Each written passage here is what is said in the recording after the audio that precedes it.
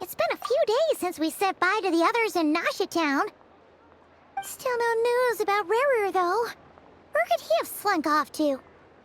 If only he was gone for good. But with all the trouble he stirred up before, there's no way we've seen the last of him. Hello! You must be the traveler in Paimon? Mr. Flint has been looking for you. Unfortunately, there's been a serious wild hunt attack over at the quarry. He thinks it's time to regroup and figure out a plan. The wild hunt? Oh, uh-oh. We better get over there, right away! Come on, let's go!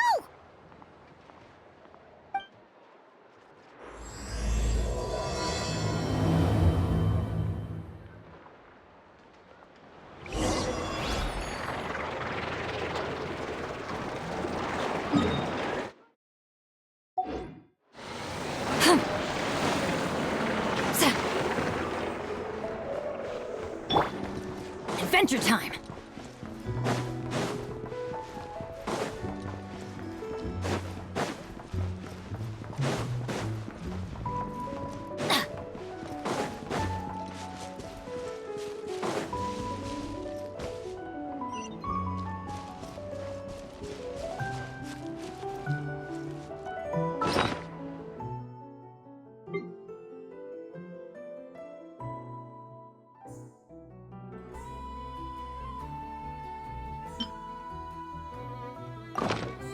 Benny's adventure team, assemble!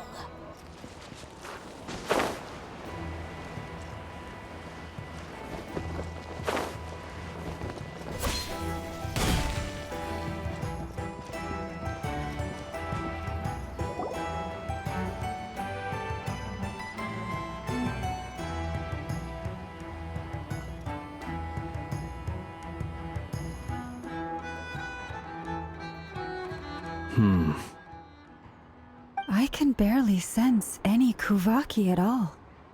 This whole area feels like a soulless husk. Looks like his appetite truly is insatiable. As if the power of that energy cannon wasn't enough. He's not seriously still getting stronger? What's his endgame here? Ah, everyone's here already. Hey, we made it! So, what's going on? We've all been on high alert since we split up a few days back, expecting Rarir to strike again. But it's like he just vanished into thin air. No one has seen him nor found any trace of his presence. That is, until this morning, when a ratnik found signs of wild hunt activity while out here on patrol. As you can see, the Crystonite itself is physically intact, but the Kuvaki it contained is all but completely diminished. And we're sure that Rarir did this. Who else? He's the only one who could pull off a stunt like this. Kuvaki loss has reached critical levels. Reikir of Solnari set to maximum threat level. Warning, unless de-escalation measures are taken soon, he will pose a threat beyond our ability to contain. The consequences could be catastrophic. Traveler, do you remember when we encountered Rarir just after regaining his body? There wasn't a shred of sanity left. Nothing but madness and rage. Yeah, didn't he shout out a bunch of names? Then he started raving about how nothing in this world mattered to him. Oh, Paimon gets chills just thinking about it. Oh, but the thought that he's still out there, lurking somewhere and not cry, waiting for his chance to strike? Oh, even chillier. Last time we fought, we were already at a disadvantage. If he has such overwhelming strength, why would he suddenly go into hiding? Yeah, if I were him and I wanted more Kuvaki, I'd just take it by force. No point staying in the shadows. Unless something went wrong. His whole resurrection thing didn't exactly go smoothly. The other thing is, How does someone who's completely lost their mind still have the wherewithal to cover their tracks so perfectly? Beats me. According to certain medical studies, insanity does not always entail a complete loss of rationality. It may be that he is simply living in a world of his own. That actually sounds about right. He was ranting away to himself the whole time, like he had zero interest in talking to us. There are many unanswered questions here. He could be right under our noses, and we'd still be in the dark. Besides his name and title, we know little about him. Certainly nothing about his past, or what he might be hoping to achieve. Exactly. And we wouldn't even know where to begin looking. Even Boss hadn't heard of the Rahir of Solnari before all this. I'd be willing to bet that even if we gathered together every scrap of intel in Nodcry, we still wouldn't find more than, like, 3 useful facts about him. So, if we do nothing, he'll just keep getting stronger. But if we want to investigate him, we have no idea where to look. Last time we had Marionette and her big robo-buddy to help us, and we still barely held our ground. If we had to face him alone... Oh, Paimon's head hurts just thinking about it. What are we supposed to do against a threat this big? Well, I do have a little hunch about his next move. Given that he attacked the quarry, I'd say it's likely he'll target other places rich in Kuvaki. Somewhere like the Eye of Krati, or the Pillar of Embla. One thing's for sure. If we just sit back and let him keep absorbing Kuvaki, we really won't stand a chance against him. A perfectly reasonable hypothesis. However, it is worth noting that these two locations are quite far apart. To investigate them both, we'll need to split up. I agree, we should split up. Right now, Rarir's goal seems to be gathering Kuvaki, not fighting us directly. Once we're done, let's regroup on Hisi Island. Wait, why Hisi Island? If I recall correctly, your largest goddess statue was carved from Kuvaki-rich ore, was it not? That's right. Yes, it could well be a potential target of his. I should head back and start evacuating the pilgrims.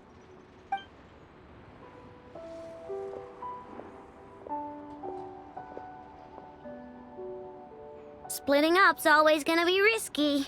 But I guess we don't have much choice, right? We're in a race against time here. And if we do run into Rear, what then? That's when you follow the 3rd rule of treasure hunting. Run like the wind. Didn't you say the 3rd rule was go with the flow? I don't know. Did I? Anyway, whatever. In this situation, go with the flow means go find backup. Agreed. If anyone finds so much as a trace of Rarir, do not pursue him. Get out of the area and alert the rest of us as soon as possible. We need to put safety first. All right, we'd better get moving. Come on, Anefa, let's go.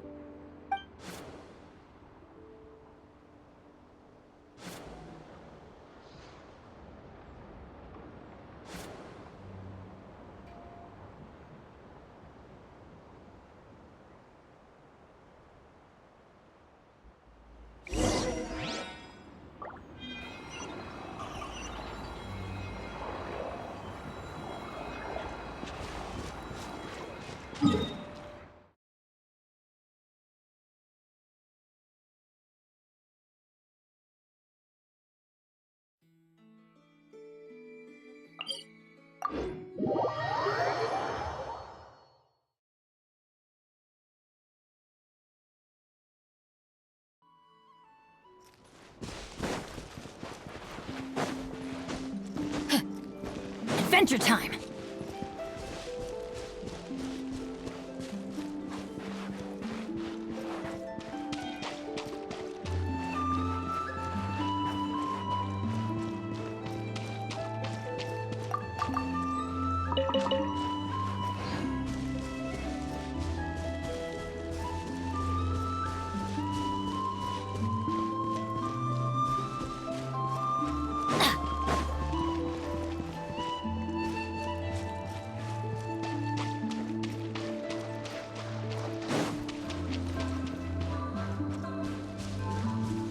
Adventure time!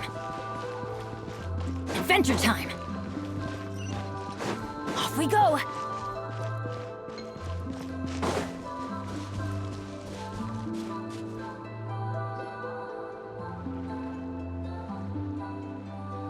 Any leads?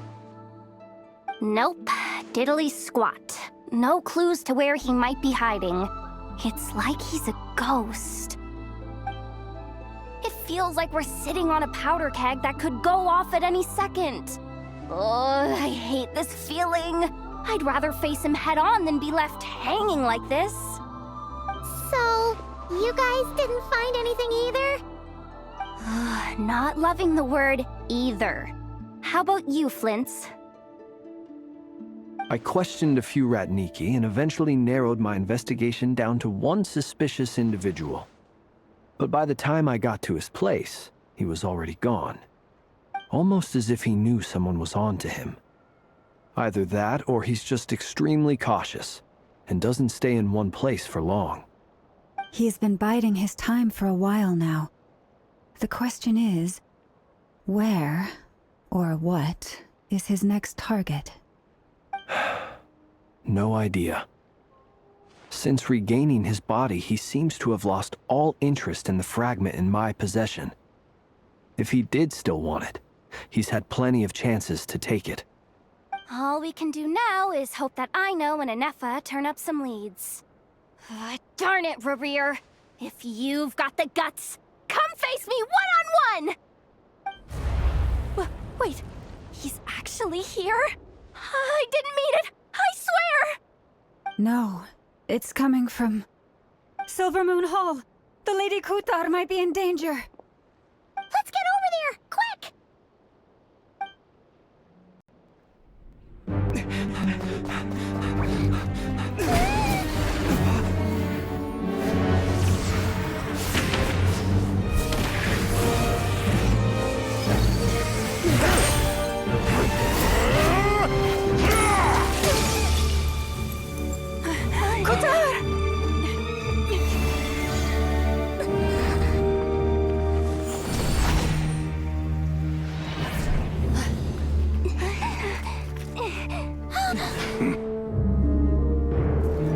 Why is he attacking the damsel elect? What's going on? No time for questions.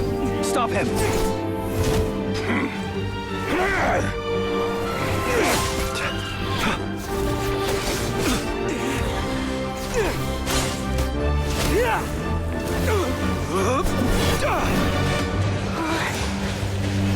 This is insane.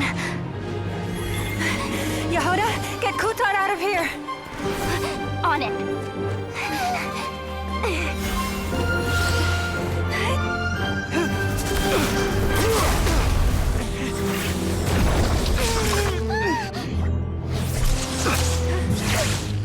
Look where your feeble light has gotten you. Now you shall plunge into darkness. Thalindus, soon I will find a way. Watch out!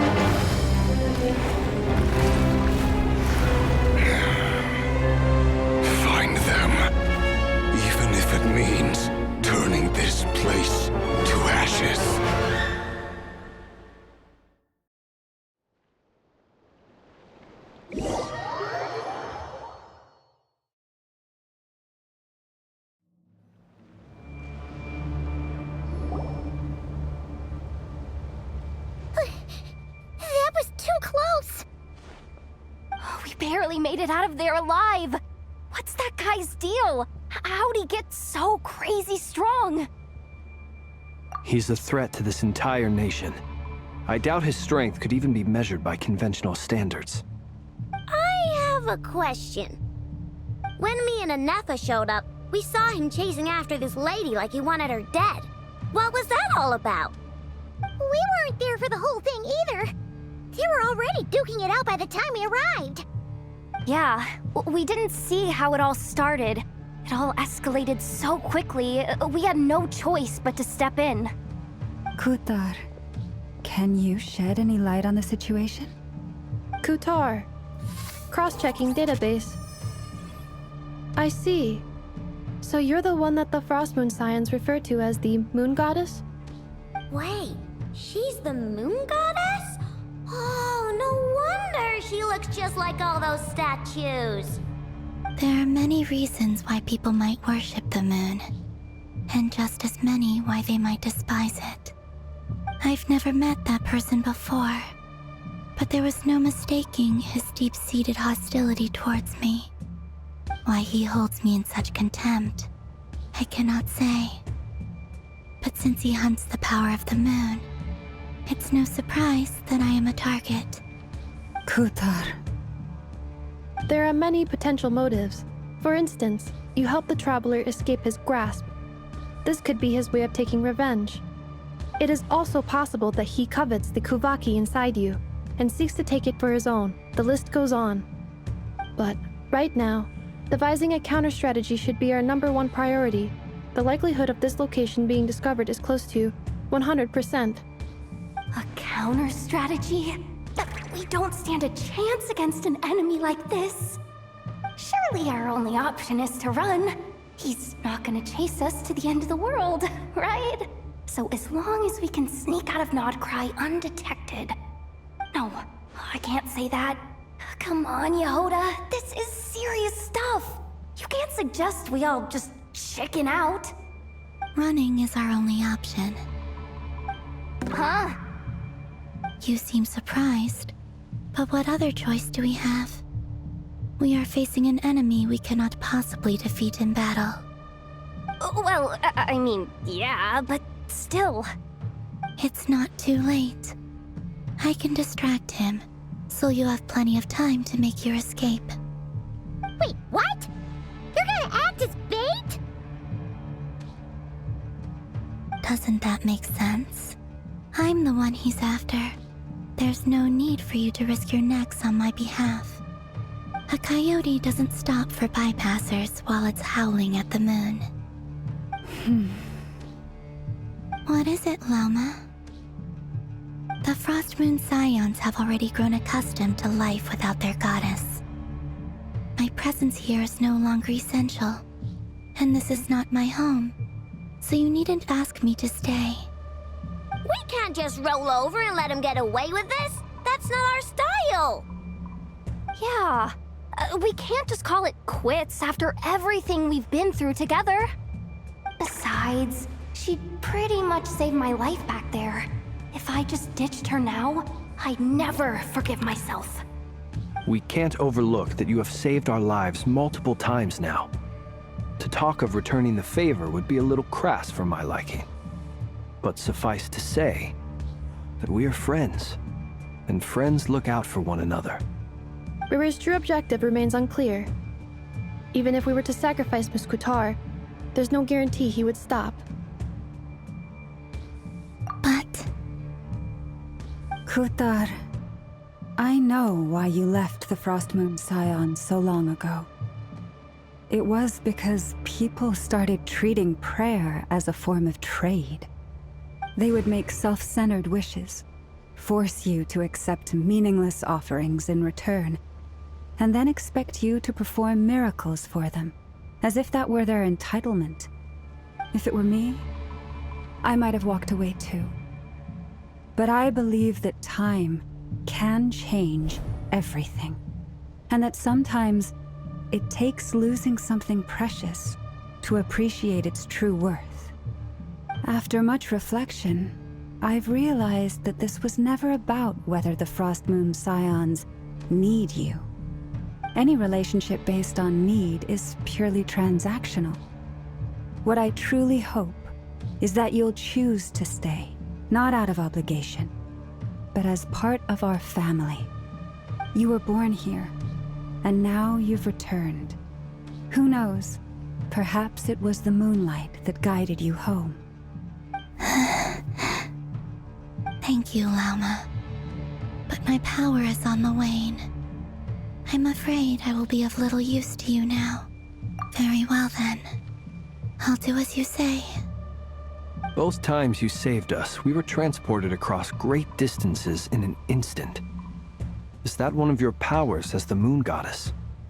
It is, but I find it very draining. I barely managed to pull it off just now, and it will be some time before I'm strong enough to do so again. Rejected by the world, my power is dwindling. Like a lake, cut off from its source, slowly shrinking away. Now, it has almost run dry. What do you mean, rejected by the world? The 3 moons belonged to the ancient bygone era in which they came into being. From the moment I was born, the world itself has been steadily sapping away at my strength. The 3 moons are not one and the same. As the goddess of the Frost Moon, I cannot wield the powers of the other 2. Yet moonlight has a way of blending together. Each can reflect the other's glow. So when our fingers touched, I was able to restore my strength by drawing Kuvaki from the eternal moon's marrow. But this method of recovery is painfully slow. If only we could find the...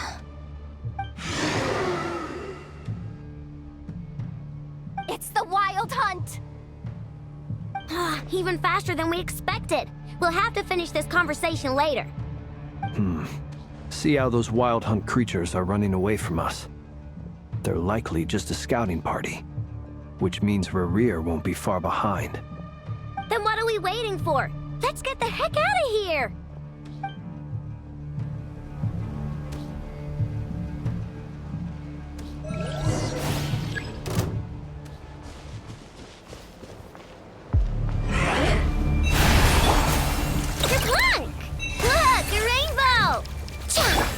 Installation chamber deployed. Oh, they just keep coming! This is driving me nuts! Rerir's closing in on us. We need to pick up the pace. There's too many of them! And this time, we can't fall back on Kutar's house to escape! This goes on much longer.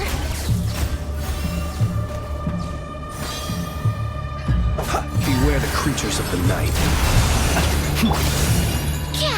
You're blind! Flash attack! Observe. Close your eyes. Defensive mode engaged. You poor lost lamb.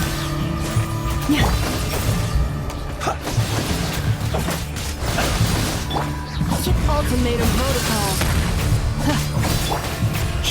By the frost moon of old. Go claw! Observe. Close your eyes. Night falls.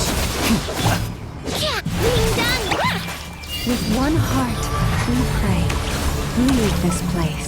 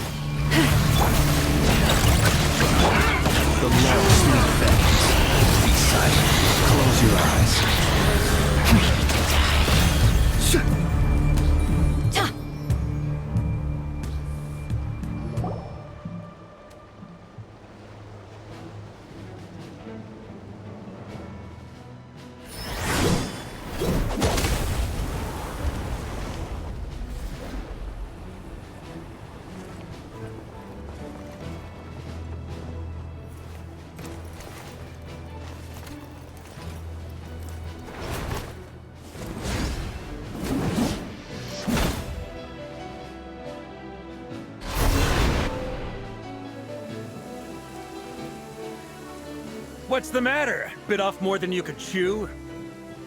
Who are you? Uncle Varka! You're back from Amsvartnir? Whoa! You're Barca? Grand Master of the Knights of Favonius? We could save the intros for later. Right now, let's get you all out of this hellhole. Follow me. I know somewhere you'll be safe. Oh, is that where I think it is? That's the one. Come on, move! There's no time to waste.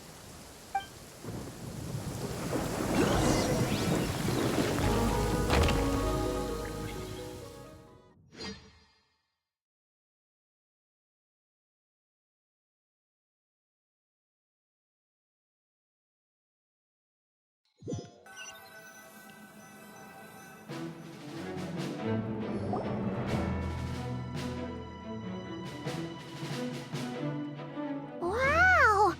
Where are we? This is so well hidden. Well, that goes without saying. This is the Knights of Favonius' meeting place in Nodcry, and a contact hub for the Northern Intelligence Network. AKA, the black market of intel. No matter what faction you're with, it's the place to buy and sell information. Their headquarters are in Nodcry, but they've got contacts in every nation. As an expeditionary force on foreign soil, working with them has offered us the most effective way of getting our hands on reliable local intel. This is where we meet, so naturally, it's secure. Anyway, where were we? Folks from Nodcry should be pretty familiar with me by now, but I believe this is the first time we've met. Allow me to introduce myself. I am Varka, Knight of Boreas, and Grand Master of the Knights of Favonius. We've heard all about you. This meeting's been a long time coming. You look way younger than Paimon expected, but you definitely have that Grand Master vibe. Well, I'm no spring chicken. Just not showing my age yet. Definitely feeling some of that back pain today, though. Rushed back from Amsvartnir without a wink of sleep, only to get right into another fight with that freshly revived maniac. Another? You mean you fought him before? Yep. He wasn't nearly as strong back then, but he was still a formidable foe. I brought some of the knights along to give him a little surprise, but he saw us coming from a mile off. My squad took heavy injuries, and I barely made it out alive myself. We knew it might have been our last chance, so we staked everything on it. But still, it wasn't enough to stop him. I tried tracking him down afterwards, but he didn't leave a trace. Even in his unhinged mental state, he's as cautious as any trained operative. So, I decided to come find you. And as luck would have it, turned up to find you being ambushed by the Wild Hunt. The rest, you already know. Is that why he's been frantically absorbing Kuvaki these past few days? Because he sees you as a threat? Maybe I'm part of the equation, but even if I weren't, I'm sure he'd still be gathering power. He's clearly working up towards something.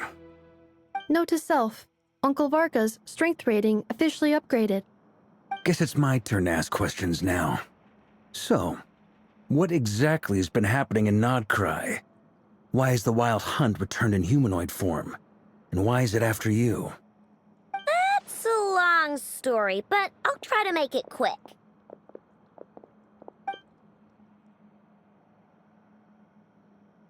Wow, I had no idea so much had happened. Sounds like you guys have really been through it. So, the Kutar is actually a Fatui Harbinger. And all this Wild Hunt activity in Nodcry is the work of the Raker of Solnari, one of the 5 sinners. Oh, that's a lot to take in. Need some time to wrap my head around it all. I'm truly sorry, Mr. Varka. You stood with us against the Wild Hunt, and did everything you could to stop it from escalating into a full-blown catastrophe. And then, the one time you're away, it all comes to a head and all your hard work gets undone. You've got nothing to apologize for, Miss Moonchanter. You can plan 100 steps ahead and still slip up. That's just life. No one knows what tomorrow holds. You can't predict which way the wind will blow next. And, to be perfectly honest, I can't say I'm surprised. For all the times we've defeated the Wild Hunt in the past, we've never been able to completely wipe it out. Turns out, we were just delaying the inevitable. But now that a new variable has come into play, fate may well take a different course. A new variable? You mean us? Who else? And in a strange way, I think his resurgence might not be an entirely bad thing. The Wild Hunt is like an unrelenting force of nature, but Rerir is an individual with an agenda. He's gotta have a weak spot somewhere. That said, while Aino was explaining everything just now, some of the points that Mr. Flint's added caught my attention. You mean about our mystery ally? That's right. From what you've said, not only did they lead you straight to some key files, they also shielded Hisi Island from a lethal Kuvaki blast. I don't know who or what could pull something like that off. Heck, even Miss Columbina doesn't have a clue. I hadn't heard the story about those files. Would you mind repeating their titles for me? Wild Hunt Phenomena Log, a Nodcryan Ratnik's Field Journal, and Kuvaki Survey Log. Oh. No, still doesn't ring a bell. Another dead end. Guess all we can do now is hope that our mystery ally keeps showing up when we most need them. Still, it's safest to assume they won't be intervening again. From here on out, we'll have to resolve this crisis by ourselves. Your intel also explains something else I've been wondering about. The reason I led my team to Amsfarnir was because we'd had reports about a possible source of the Wild Hunt showing up there. But once we looked into it, it turned out to be a red herring. I don't know who was behind it, but clearly, it served its purpose. I doubt it's by chance that he happened to make his comeback while my attention was diverted. And from everything you told me, it sounds like his scheming began well before his return. So maybe luring me away was all a part of his plan. But is it even possible that he orchestrated all of this by himself? The Moon Maiden and the Raker of Solnari, Nodcry of all places. The way everything is unfolding, it can't be a coincidence. So, what do we do now? Got any ideas? Right now, we've got at least 3 things to consider. Let's go through them one by one. First, we need to figure out how to take down Rerir. If we can't beat him in a straight-up fight, the rest won't even matter. To my knowledge, the bulk of Nodcry's fighting force is already gathered here. But even with everyone united, we're still no match for Rerir in his current state, let alone with his power still growing. What if there was a way to tap into a new power of our own? How so? Have you thought of something, Columbina? 3 moons once watched over this world. The Eternal Moon was the largest. The Frost Moon was the brightest. And the Iridescent Moon was the most mysterious. They say that back then, the 3 moon goddesses wielded immense power. Enough to shape the workings of the world itself. I now bear the Frost Moon's power, and the Eternal Moon's marrow resides within the Traveler. Hold on. Are you suggesting? The iridescent moon, the last piece in the puzzle. That's right. If we can find the Iridescent Moon's marrow, I will be able to regain my strength much more quickly. The 3 moons are said to stir the tides and illuminate all things. Perhaps they hold further secrets beyond our understanding. According to my analysis, the solution is feasible. However, it is subject to one major condition. How do we locate the Iridescent Moon's marrow? I know a way, but we will need to visit the Fatui's Experimental Design Bureau. The Experimental Design Bureau? Are you saying we need to involve Marionette? Yes. I must speak with Sandrone.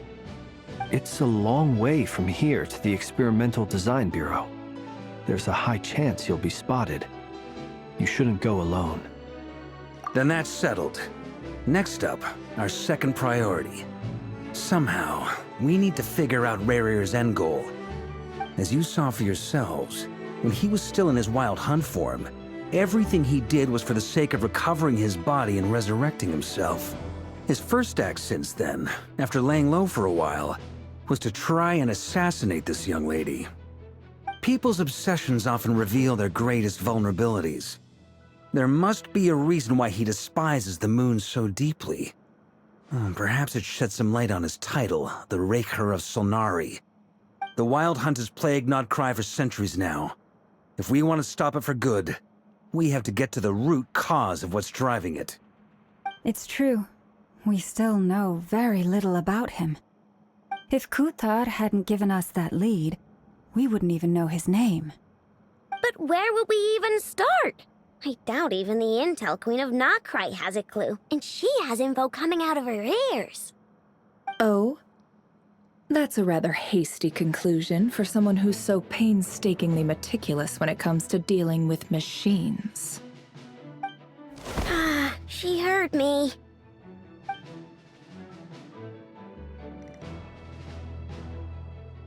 Boss! What are you doing here? I'm now asking myself the same question. I received a letter from a humble knight of Favonius, requesting a meeting to discuss a major business deal. But it looks like this humble knight had something else in mind. Details. Miss Neffer, the important thing is that you've arrived at the perfect time. Since his failed ambush, I've been racking my brains trying to come up with a plan to fight Rarir. Given the severity of the situation, I think it's fair to say that our only chance lies in uniting as one. And I'm talking all the factions in Nodcry. We can't do this without the Curatorium, but I knew it'd be a tough job to win you over. So, I took the liberty of reaching out for a little chat. Wait a sec. How did you even hear about this place, Neffer? Didn't you say this is meant to be the Knights of Favonius' meeting spot? And a contact hub for the Northern Intelligence Network? And isn't it supposed to be super hidden? You really think he could have gotten settled in Nodcry without my help? Besides, I'm the one running this gig. Allow me to introduce the current head of the Northern Intelligence Network. If it's intel you're after, she's your woman. Pretty much seen and heard it all. Please spare me the flattery. Let's cut to the chase. Seems like you've run into some trouble, huh?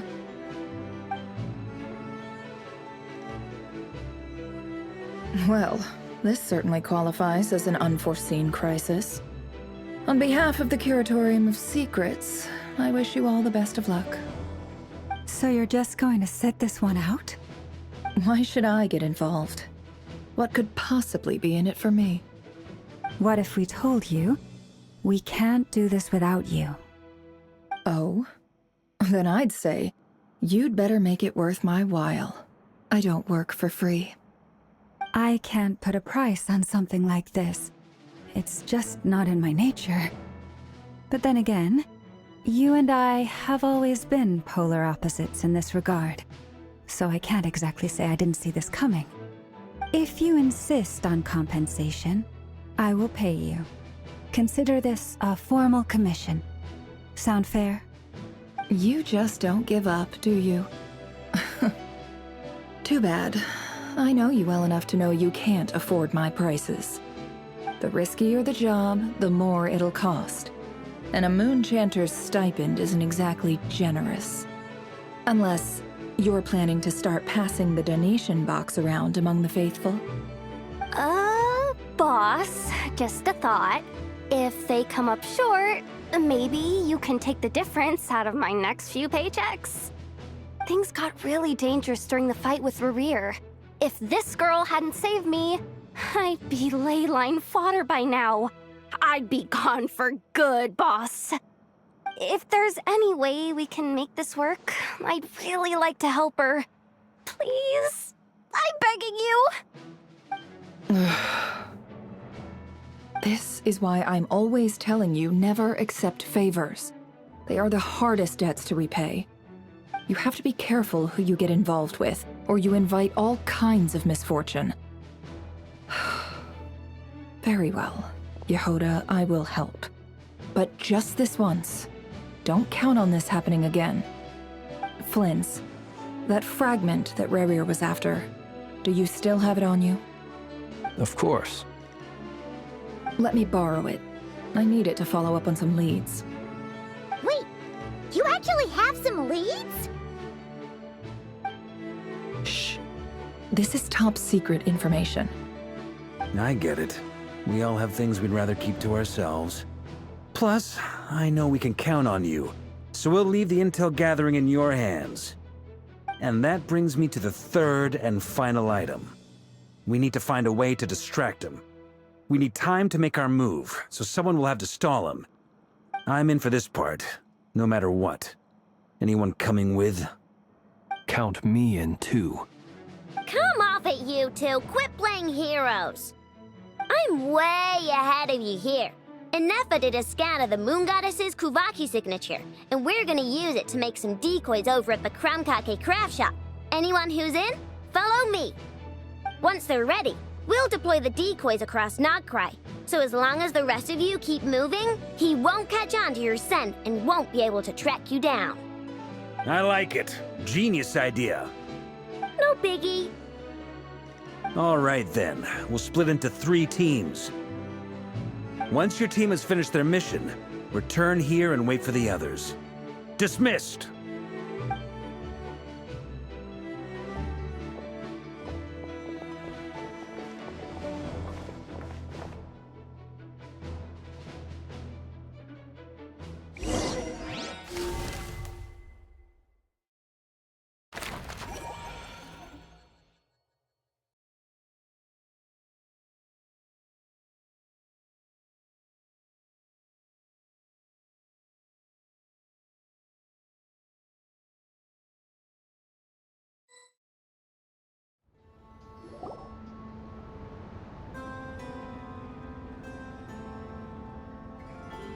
Lady Damselette.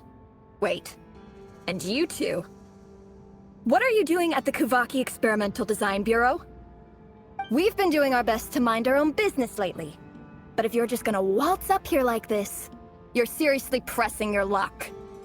Don't blame us for doing what we have to. Huh! You really think that's gonna scare us off? We're not looking for any trouble. I just want to see Zandrone. Do I need to remind you that you're still a wanted fugitive for deserting us? Out of consideration for our former ties and the crisis we're all up against, we'll let you leave in one piece. But don't even think about trying to get inside. Let them in. But... Are you going to make me repeat that? No, my lady.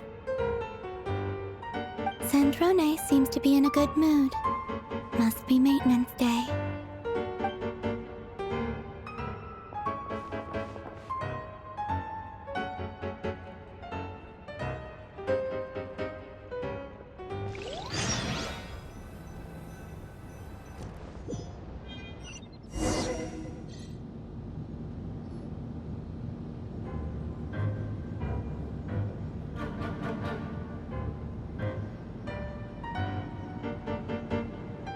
So tell me, to what do I owe the honor this time? Actually, before you answer that, just so we're clear, we're not colleagues anymore, Columbina. I don't owe you anything. I promise it's nothing big. It seems like you've gotten the wrong idea here. The only reason I let you in was because I was bored. It seemed like a way to kill some time and satisfy my own curiosity. Whatever miscalculations I may or may not have made in the past, I haven't lost the plot enough to even consider sticking my neck out for your sakes. I'd like to speak with Arlecchino. What? Huh? You mean the knave? I'd like to speak with Arlecchino.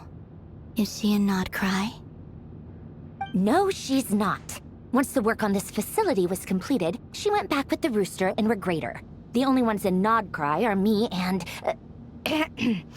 what is it you need to speak to her about anyway? Rerir is hunting me. If I'm going to face him, I must first retrieve the lost moon.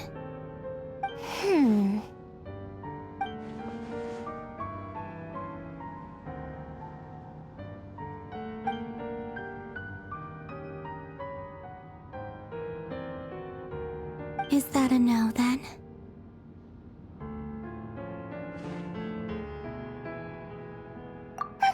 As if I need reminding. I was this close to settling things with him before someone decided to whisk me away to their weird little garden.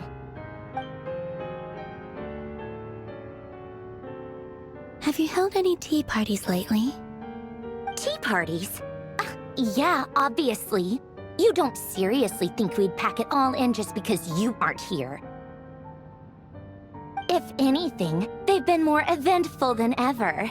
Just me, Arlecchino, and a bunch of insolent and sensitive guests who won't stop asking where you've gone. Oh, they've been a real joy. I bet you served them the worst tea you have. Just like you used to do to me when I upset you. Who cares about how good the tea is when there's no one around to drink it? I keep losing people. First Rosaline, now you. I'm running out of people who can make me laugh. Honestly, what could be more ridiculous than a multi-centenarian goddess who's only ever had the plain herbal tea she received as offerings? You'd always brew a different type of tea for me each time. Was it really just to see how I'd react?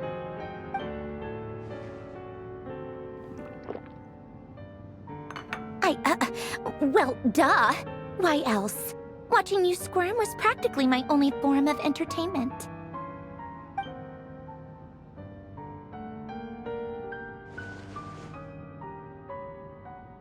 Oh, yeah. And Capitano sometimes used to bring Tartaglia around, too. But I guess we won't be seeing him again. Well, I guess we are overdue for a get-together. Polonia! Have Febronia pass a message to Arlecchino for me. It's time for tea. Will suffice. Pass along a message for me, too, if you would. My body cannot contain the marrow of 2 moons, so I'll be leaving one of them in her care. Excuse me? Who said you were on the guest list? If my tea meant that much to you, maybe quitting the Fatui wasn't your brightest move. Back when you were under the Tsaritsa's protection, no one would have dared come at you so openly. But that protection didn't come for free. In fact, I paid dearly for it. At the end of the day, it was just another transaction. I just got tired, that's all. I never wanted any part in their grand ambitions, and I've had enough of being treated like a bottomless supply of power. It brings back memories from the old days, when I was still worshipped as the moon goddess. Centuries on, it may be a different group of people, but I see the same greed in their eyes. I figured you'd leave eventually.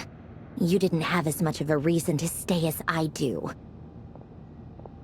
The Tsaritsa gave you shelter and protection, but that was it. Nothing more, nothing less.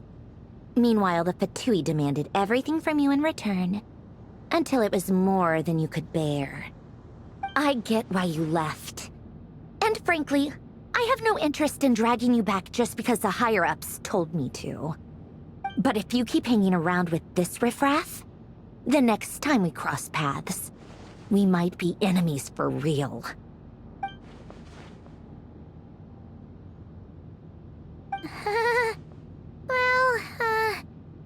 Guess that's our cue to leave? That might be your plan. But it sounds like someone else wants you to stay a little longer. Huh? What do you mean? Listen.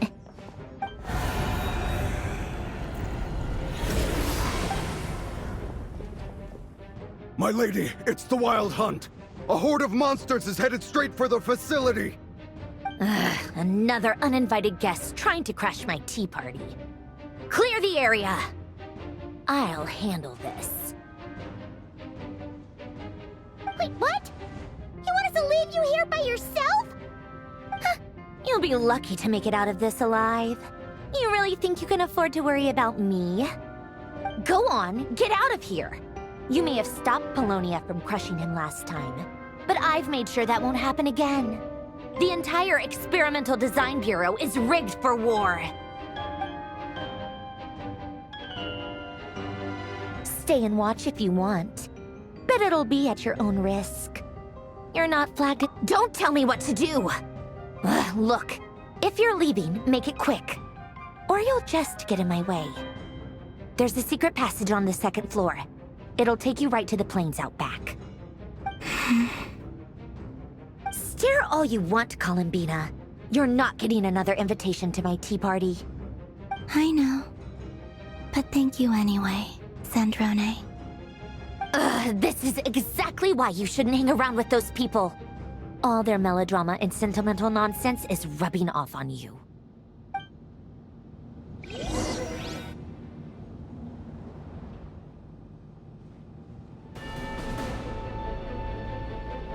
Come on then, Mr. Ray here. Let's pick up where we left off.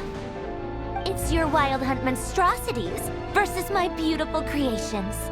Let's see who comes out on top.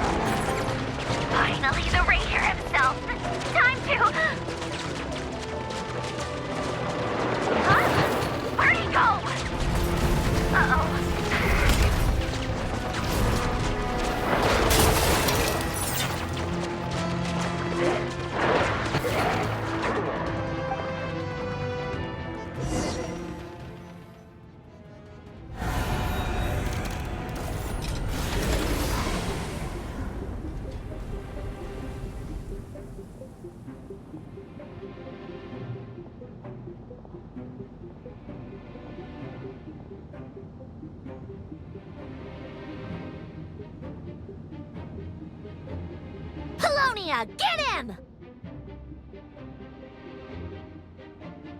I've upgraded Apollonia again since our last encounter, and uploaded every last scrap of your data.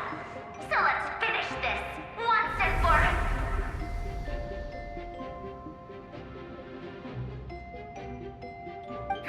She's not here. Where did she go?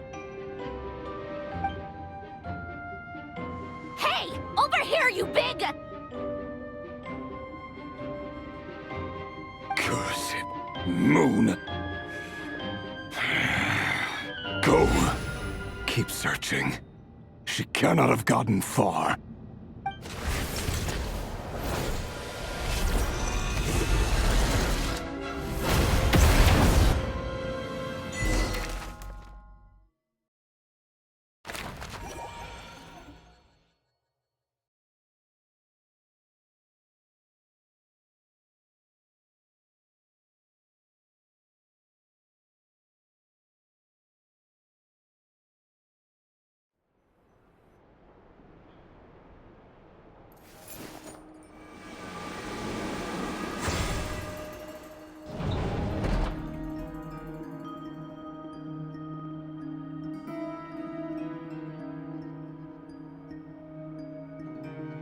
So this is your method for investigating Rarir's past? It almost looks like some kind of ceremony. Good deduction. But it's quite a different affair from what you're used to with the Frost Moon Scions. Whoa! First time I've ever been in here. Boss always said it was off limits, so I pictured some kind of creepy dungeon. But it's actually kinda nice. Oh, I guess this must be Sumero decor? That's where Boss is from. And that nice shopkeeper who sold me my treasure compass. I'm not sure exactly what you've got planned, but it looks like you're all set. When do we begin? Whenever we wish. But for some reason, I've got a feeling this isn't going to end well. I've never faced Rarir myself, but from what you've told me, his power is beyond anything I could imagine. I, on the other hand, am just an ordinary businesswoman. Our paths should never have crossed, yet here I am, forced to make an enemy of him. If you ask me, you're about as far from ordinary as it gets. So what are you saying? You're getting cold feet? Once I take a job, there's no backing out. Still, I have to ask myself if the power I'm relying on will even work on an opponent of this caliber. And also how to make sure I come out of this alive if things spiral out of control. Death is the one thing we can take for granted. It is the great equalizer, however fortunate or unfortunate we may otherwise be. So it's important to consider how to spend what lifespan we have left. Come on, boss. Lighten up. Quit talking about death. It's bad luck. For once, I agree with you. When you're up against a foe like Rarir, there's no such thing as being too prepared. Is there anything I can do to help? That won't be necessary. I've already made up my mind.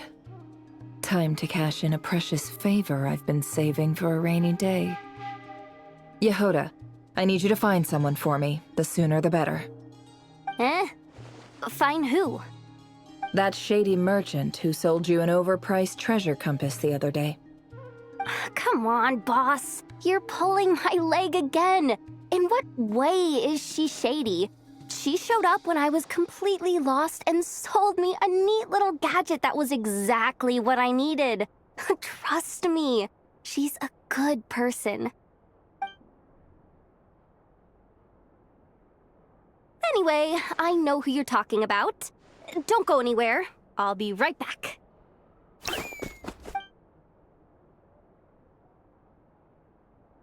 What's happening to me? I genuinely can't run any further.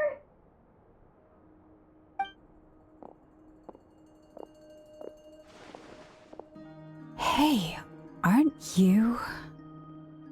What is it? What's the big rush?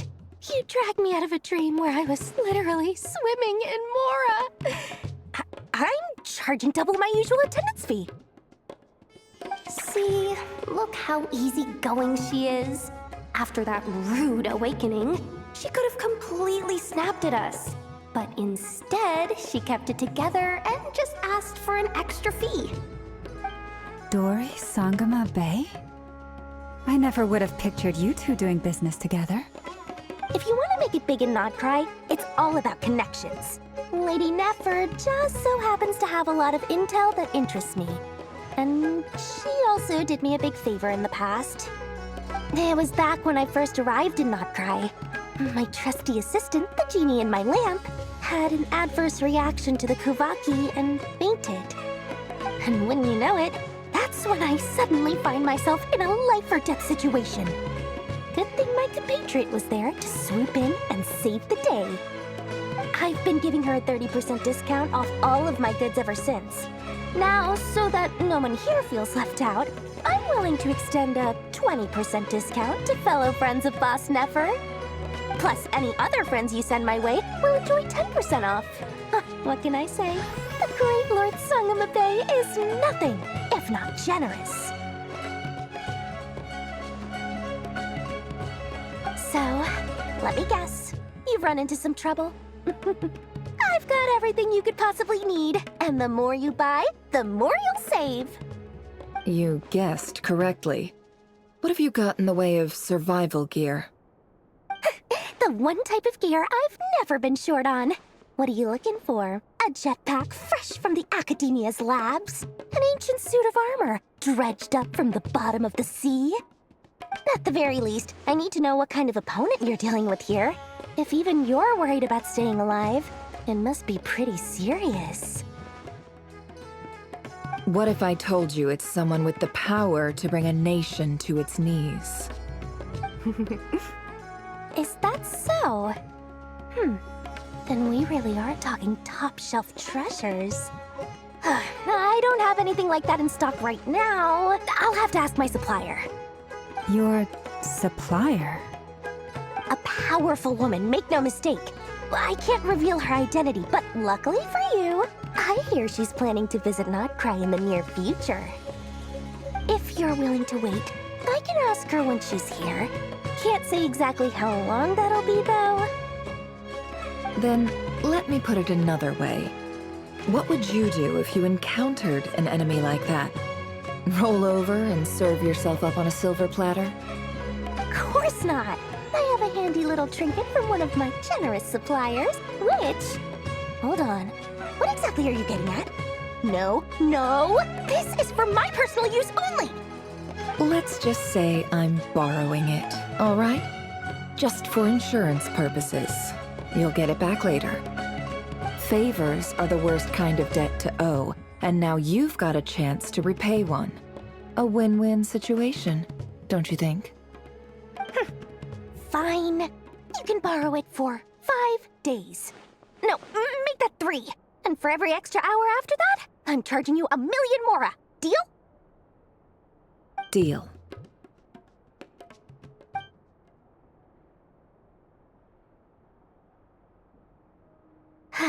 What a way to start the day. Now, was there anything else you wanted? Or can I go back to bed now?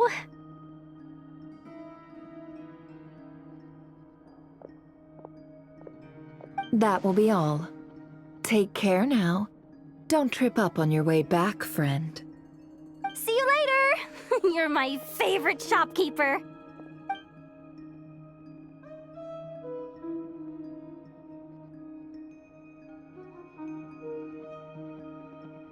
Excellent. Everything is well and truly ready. The ceremony can now begin. After initiating the ceremony, your minds will follow me wherever I go. You will see many strange things in your mind's eye. So remember, don't be frightened, and don't make a sound.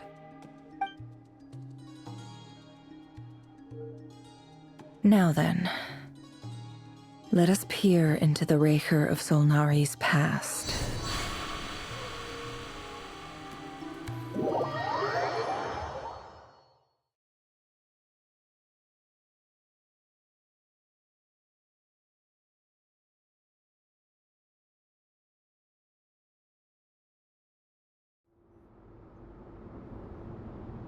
I made it. I don't recognize this style of architecture. Must be Conrian. Simple furnishings, table and chairs.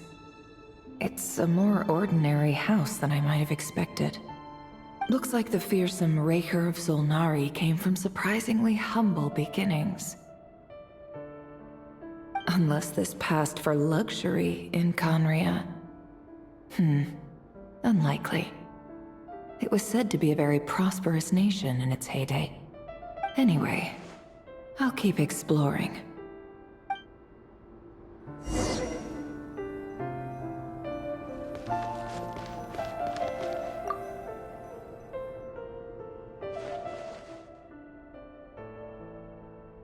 Hi, River. Since you're working extra hours tonight, I thought I'd keep myself busy by checking out that new kebab shop. I've heard good things about their menu. I'll test it out, and if it's as good as everyone's saying, let's go back together sometime. P.S. New stash from the Universitas Magistrorum. I brought some goodies home. A few teacups and a pin rack. Hope you like them. They didn't sign their name, but they must have been close. Sounds like they were living together.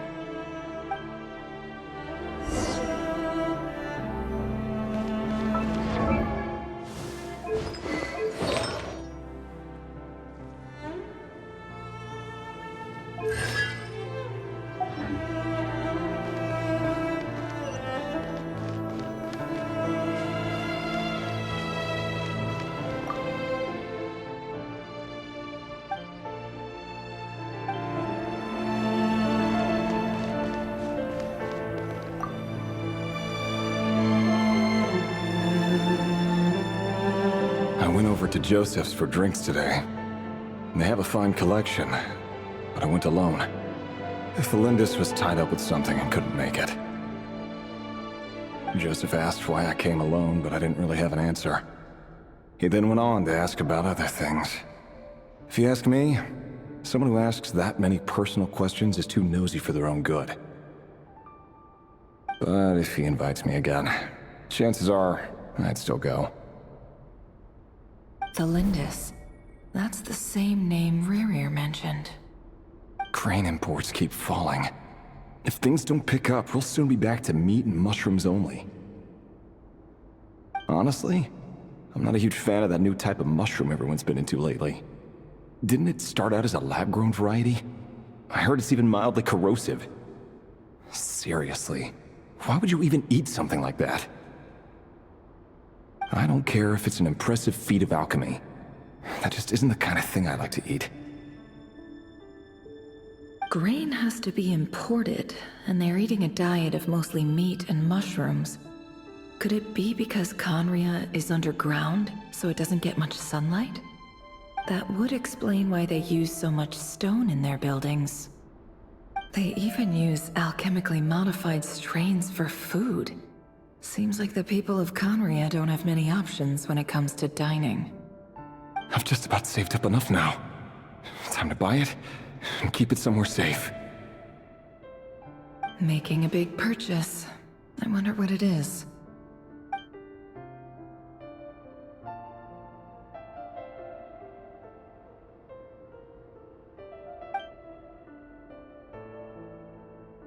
He really is a professional.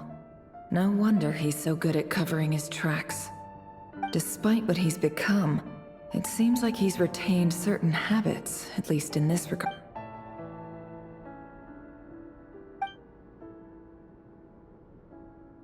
Did Rerir rip it out himself?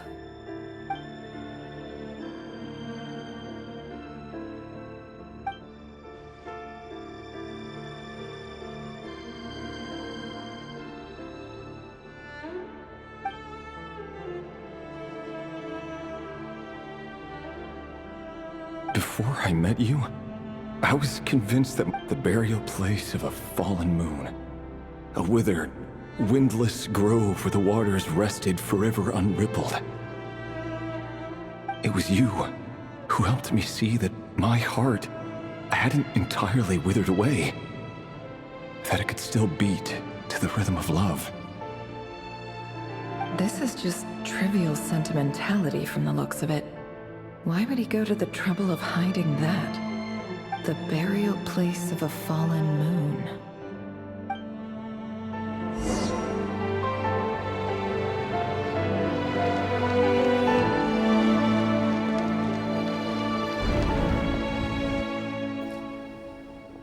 Reverie, over here. Dane! Oh, and, Vediflin here? What a surprise to see you here, sir. Hello there, Reverie. You need not address me so formally outside of court. He doesn't get that much free time, so I invited him over for a drink. Even the court prophet deserves a break every now and then, right? Well, I'm flattered. So, what are we discussing today? Hey, don't look at me. As far as I see it, we don't need an excuse to have a few drinks. Come on, don't give us that. Didn't you say you were about to pop the big question? How's that coming along?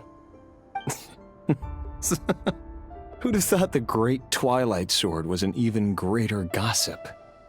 I just didn't expect you to be the first one to settle down and get married, that's all. Yeah. If you told me that a few years ago, I wouldn't have believed you either. So, are you planning to come clean about your job then? I'm guessing you still haven't told her. Sure, I'll have to tell her at some point. But I'll need to pick the right time and place. To be honest, I have no idea. Come on, stop being such a pessimist. For all you know, she could be thrilled.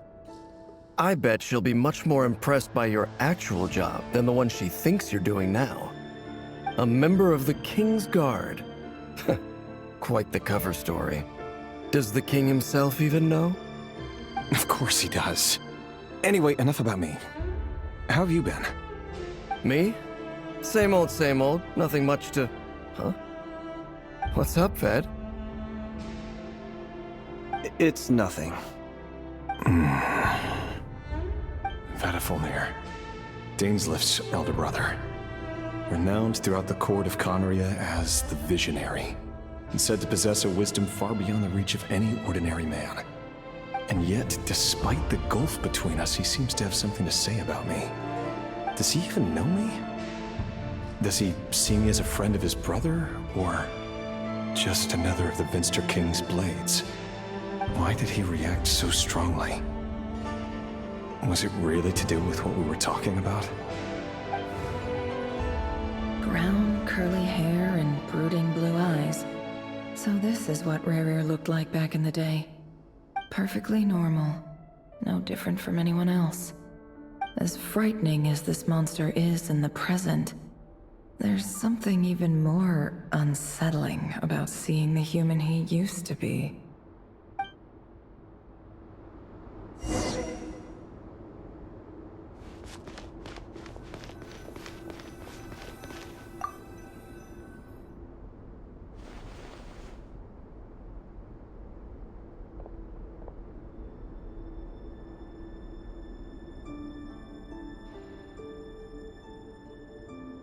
Philindus?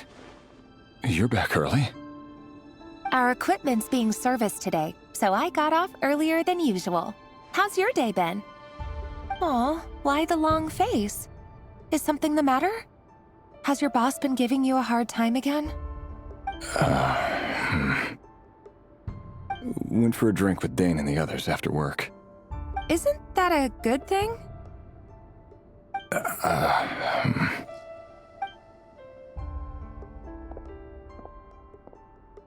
Vediflin showed up today, too. You know, Dainslift's older brother. Ah, Mr. Vediflin. Yes, I've heard of him. They say that everything he says ends up coming true. He overheard Dainslift mention that I'd recently proposed, and seemed to have an issue with it. But when I asked what it was, he kept it to himself. So, you're worried? You can be such a child sometimes, Reverie. We're nobodies. Why would the Visionary be concerned about us? I'm sure someone in his position has much bigger fish to fry. Maybe you're right. You worry too much, Rerir. We've been together for ages now, and everything's been going so well, has it not? You've even proposed to me. So, you do remember. Tell me then. What's your answer? Like I said, I need some time to decide. You can't just rush into things like this. We may be nobodies in the grand scheme of things, but if we want things to work out, we've still got to plan ahead. All right. Take your time. Just don't keep me waiting forever. Nobodies. Sounds about right. In the eyes of people like Bettelfnir and Dainsleif, what do we matter? Can someone whose gaze is so fixed on a far-flung future even see the present clearly? Besides, the dynasty's fate rests with the king and his inner circle. Whatever I do, it won't make much difference. Meanwhile, every idea they come up with and every decision they make, it affects everything. These days, the king is lost in his research, and the purge of the Crimson Moon bloodline grows ever more intense. The opposition tried to speak out, but nothing came of it. And I'm under no illusions as to why. Because we eliminated them and got rid of their bodies. A man can have 1,000 reasons to carry a sword, but there are few good excuses to use it. Yet the king has never even considered a gentler approach, and he never will. What becomes of someone who kills on another's behalf? Can he ever find true peace?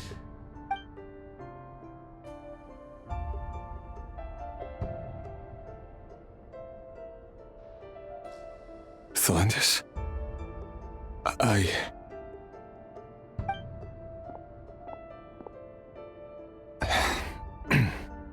It's nothing.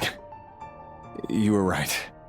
Fate has never smiled upon nobodies like us. But by the same token, it's unlikely to bear a grudge against us either.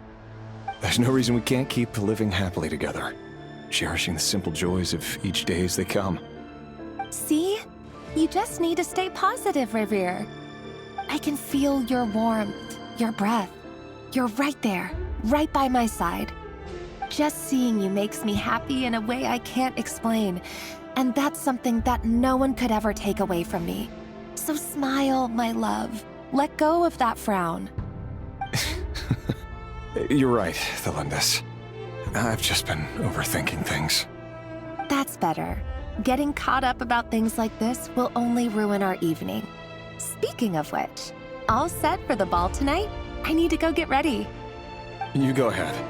I just have a few things to take care of, then I'll come join you. Even busier than the big shots, huh? Fine, I'll go get started. But don't be late. If you keep me waiting too long, I won't be a happy bunny. Relax. I'll be there. Seriously, though, you drive a hard bargain. You're really gonna leave my proposal hanging and still expect me to take you to the ball? Well, that goes without saying. I already told everyone I'd be coming with a dance partner. Besides, they're two completely different things. Let's take it one thing at a time, all right? All right. White outfit it is. It seems like Rerir was deliberately hiding his ties to the intelligence services by giving the impression that he was just an ordinary member of the Venster King's Guard. He clearly doesn't want his would-be fiancée to know about his other life. Then again, that's hardly surprising. People in the intelligence trade rarely do. Who'd have thought we were in the same line of work? Let's dig a little deeper.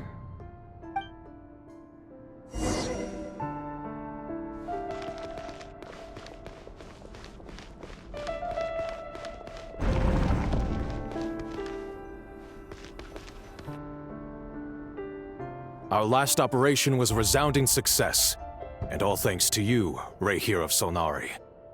In total, we apprehended 32 dregs of the Crimson Moon, and 67 accomplices. After all these years since the dynasty's fall, so many of them still linger on. Indeed, it cannot be denied. Yet it was destiny that the Crimson Moon should be overcome by the eclipse, and that His Majesty, the all-seeing Vinster King, now guides our nation on the path to prosperity. Conria has no further need for a dead moon. But alas, there will always be those who refuse to see the truth, choosing instead to romanticize the past. That's not entirely true. Much about the Crimson Moon era was worthy of remembrance. And that's exactly why they keep trying to see it restored. Many of its secrets remain unsolved to this day. As it happens, that's precisely the field of study my partner is devoted to. You still haven't told her what you really do for a living. Where would I even start? How do you tell someone that you're one of the king's hand-picked executioners? That your hands are steeped in blood? You didn't choose this life, any more than I did. Orphans like us don't get a say. But I'll sure as heck be the one to pay for it. Speaking of which, we need to be more rigorous in the way we identify direct descendants of the Crimson Moon. Someone, it seems, has strong opinions about my future plans. Most likely my marriage in particular. I have a feeling that we may soon become targets of the Crimson Moon's retribution. Your concerns are not unfounded. They've taken out many of our colleagues these past few years, and for that very reason. These are no helpless lambs we're leading to the slaughter. They're wolves in sheep's clothing. Take care, Rehir of Solnari. I look forward to toasting you at your wedding. Thanks, Thorkel. You look after yourself, too.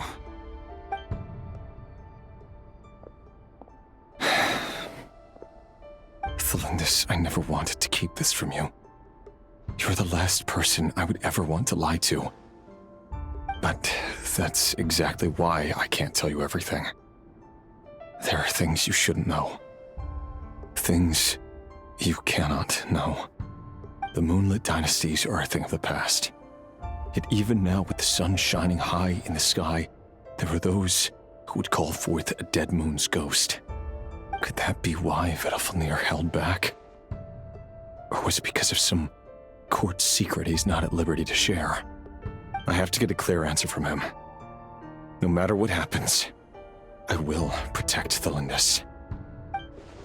Rerir seems to be very concerned by Vedalfnir's reaction. Vedalfnir and Dainsleif, the Visionary and Twilight Sword.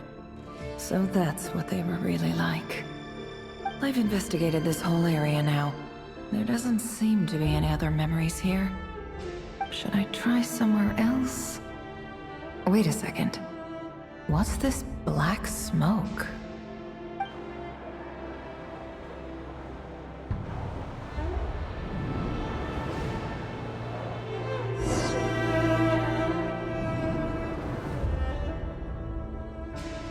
So, he's late after all. Just you wait, Rerir. You're in for it. Big time. Are you waiting for someone, ma'am? Could I tempt you into buying some flowers? Oh, sure. Pick me out a pretty bunch if you would. Thank you. But I'm afraid none of them are as pretty as you. For someone so young, you sure have a way with words, don't you? I'm only telling the truth. Look me in the eyes. You'll see I'm not lying. You're... May we have a word in private? Who are you? And what do you want? It doesn't matter who I am. Too many of our kind have fallen lately, so I decided to take the risk of reaching out. Not long ago, the Rehir of Solnari led an assault on one of our strongholds. We suffered many casualties, and many who came to our aid lost their lives as well. Sorry, I don't know why you're telling me this. And I don't want to get involved. Wait, hear me out. This time we finally got a clear look at his face and learned his true identity. His name is Rerir, and he claims to be one of the King's guards. What did you say? A cruel irony, isn't it? The man you're set to marry leads a double life as a brutal executioner. But surely, you must have caught a whiff of the blood on his hands.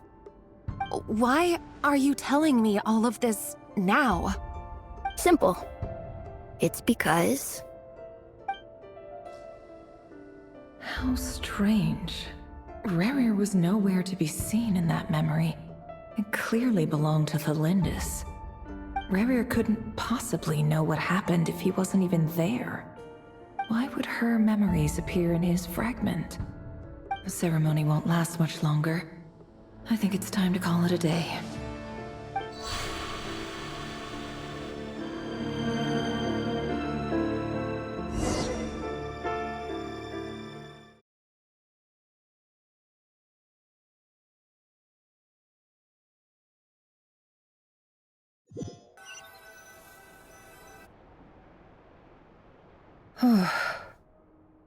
So that was your doing?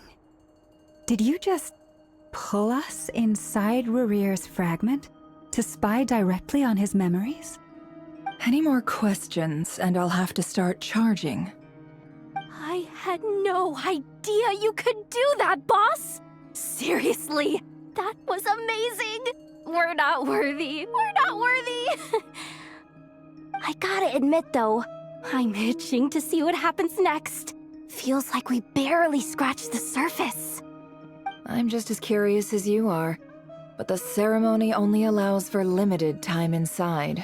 That's all we can see for now. Luckily, we managed to learn quite a lot. So far, so good. I just hope the others are doing okay too. Especially the group with the Traveler. Their mission is a risky one. Let's hope it's all going smoothly. If you're worried about them, go see how they're doing. If I know boss, she's gonna need some time to write up all the details and make sure it's all coherent. I'll stay behind to lend a hand, but feel free to head back and meet up with the others.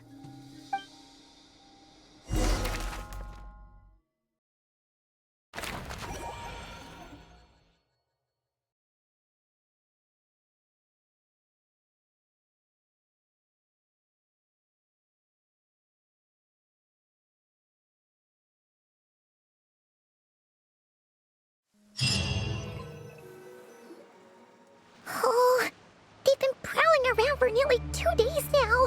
These things just won't quit. Oh, they might not have seen us yet, but them constantly sweeping the area, our way out is completely... Oh, that's never gonna work. One little slip up and it's game over. If they spot us, they'll run straight back to Rerir. And once he knows we're here, it won't be long. Oh, guess you're right. All right, time to zip it.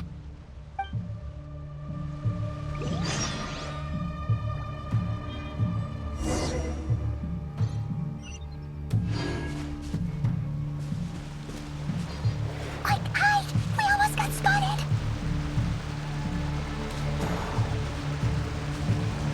Phew! That was a close call.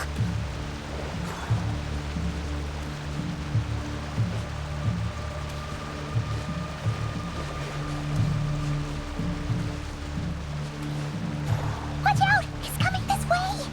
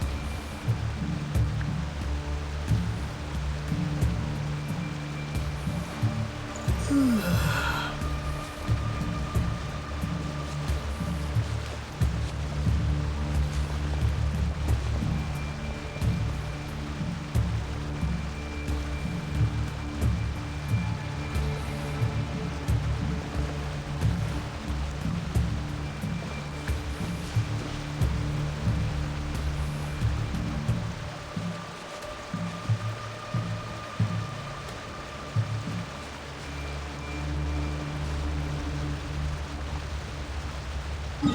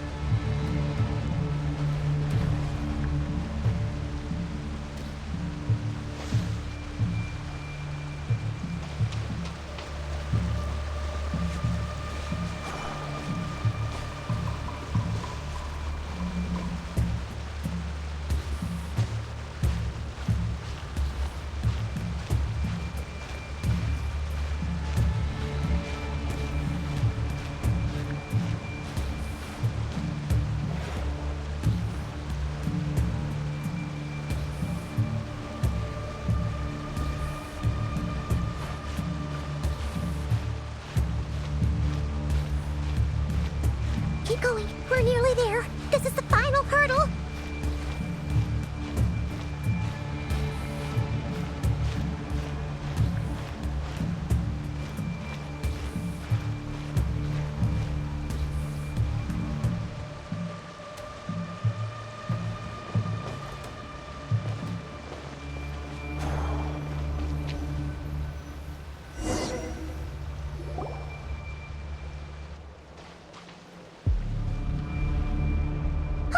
They're so into these things!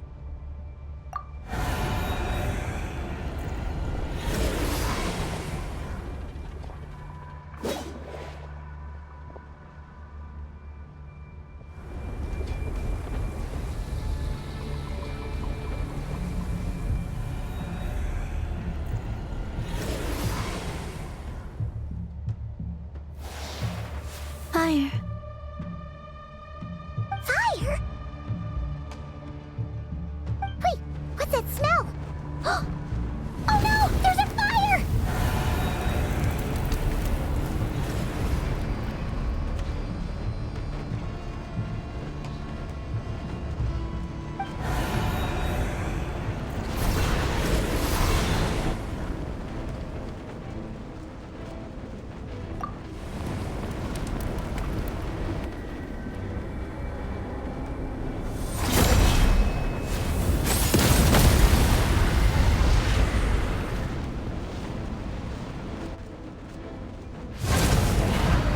Zandrone was right.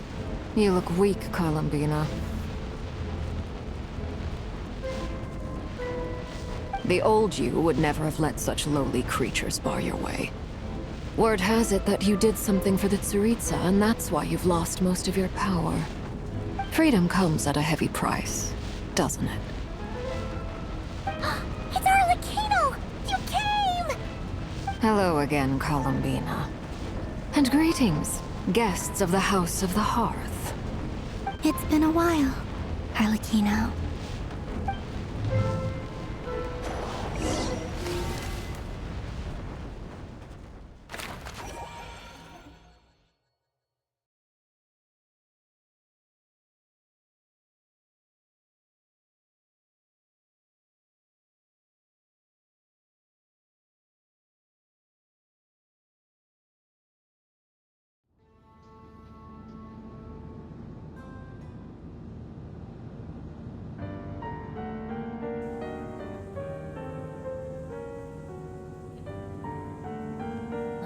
Stupid right here of stupid Solnari.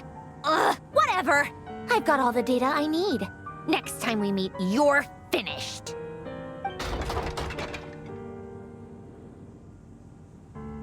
Ugh, he sure doesn't pull his punches. Excuse me, do you need a hand? You can do me a favor by staying out of my way. Can't you see I'm busy? Wait a minute. I recognize that voice. Hello, Miss Sandrone. Father sent us over to help. How considerate of her. Hey, Fremine, get over here and help me fix this. Lenny, you do your thing.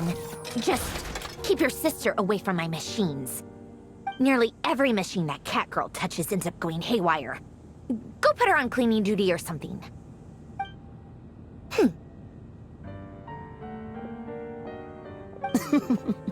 Then let's start downstairs. Fremine, we'll leave this place to you. You've got it. Wait a second. Pretty sure there's still some tea in the cupboard. If you want some, you'll have to make it yourselves.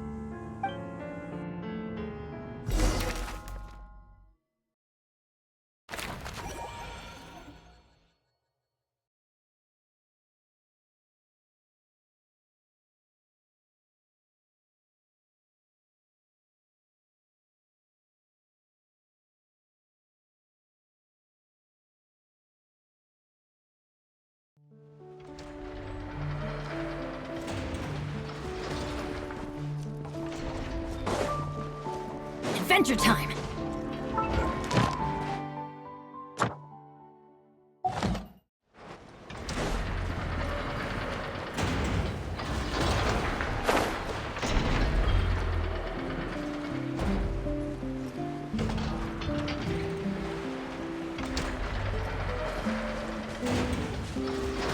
Off we go!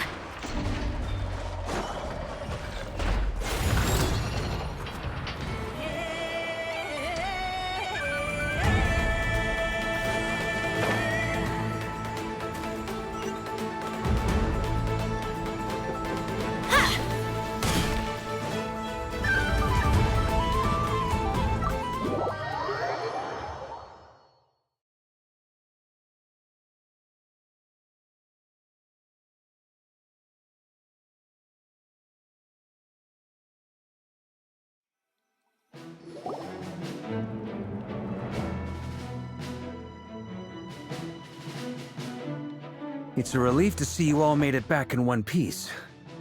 Huh? Feels like there's quite a few people missing. Where's Flint's and the others? And what about Nefer? I returned ahead of them. Flint is helping Aino and Anefa to set up the decoys and buy some time. As for Miss Nefer... Boss is still wrapping things up on her end. She sent us back to fill you all in on the top secret intel we've been gathering.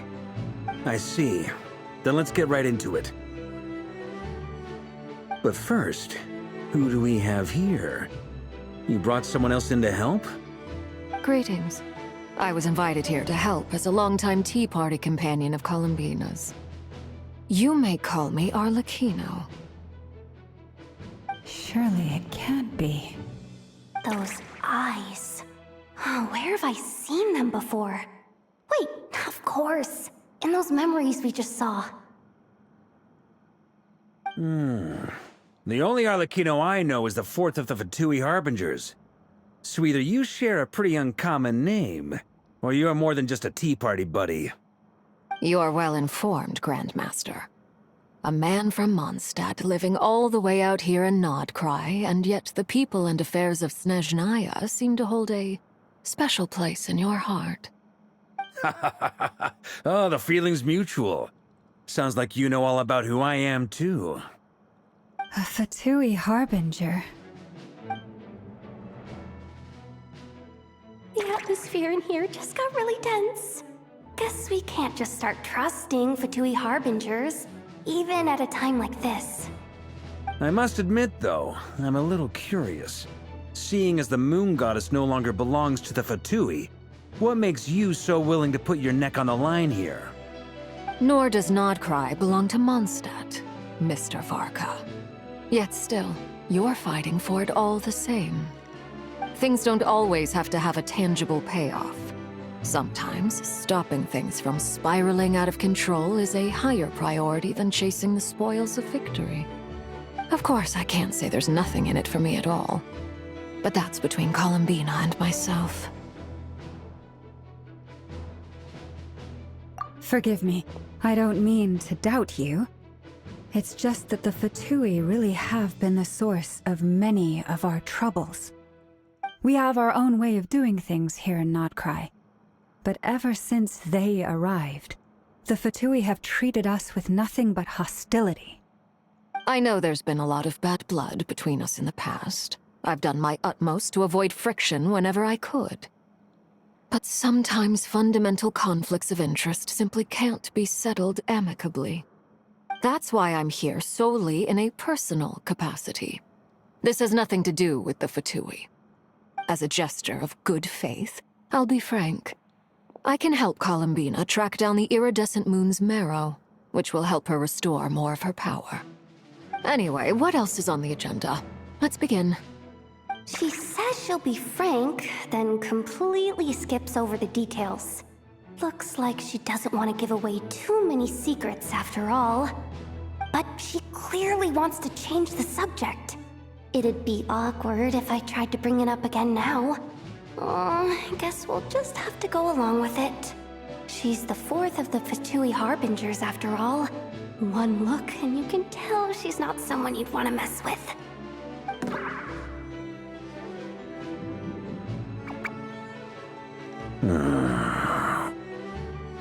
Well, since Miss Arlecchino sounds confident in her ability to handle that, we'll proceed to the next topic. Yehoda, time to share that top-secret intel. Alright, listen up everyone. First, we now know that Rerir was originally a Conrian secret agent whose primary mission was to hunt down and assassinate the so-called Dregs of the Crimson Moon. The Dregs of the Crimson Moon? Mm-hmm. In the memories, there was a lot of talk about the Crimson Moon and Eclipse, and a whole bunch of other stuff from the time of Conria.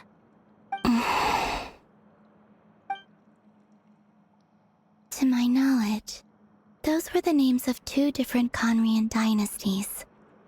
Long, long ago, it is said that the people of Conria worshipped the Crimson Moon, drawing a mysterious power from its reflection.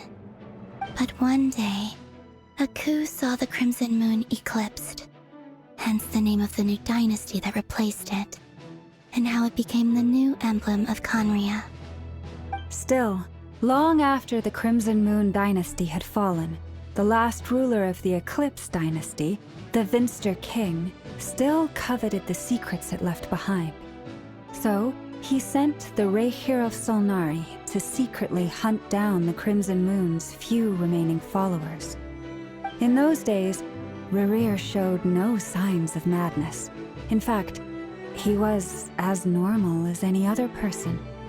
Oh, and he had a fiancé, or at least a would-be fiancé, called Tholindis. What's the matter?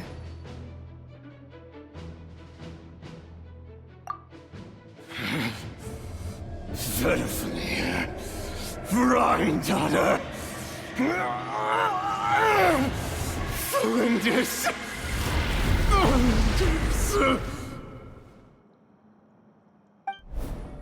Interesting. Anything else?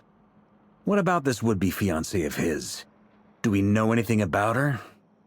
Well, she was a researcher at the Universitas Magistrorum, but it felt like she was hiding some kind of secret. Oh, and one more thing.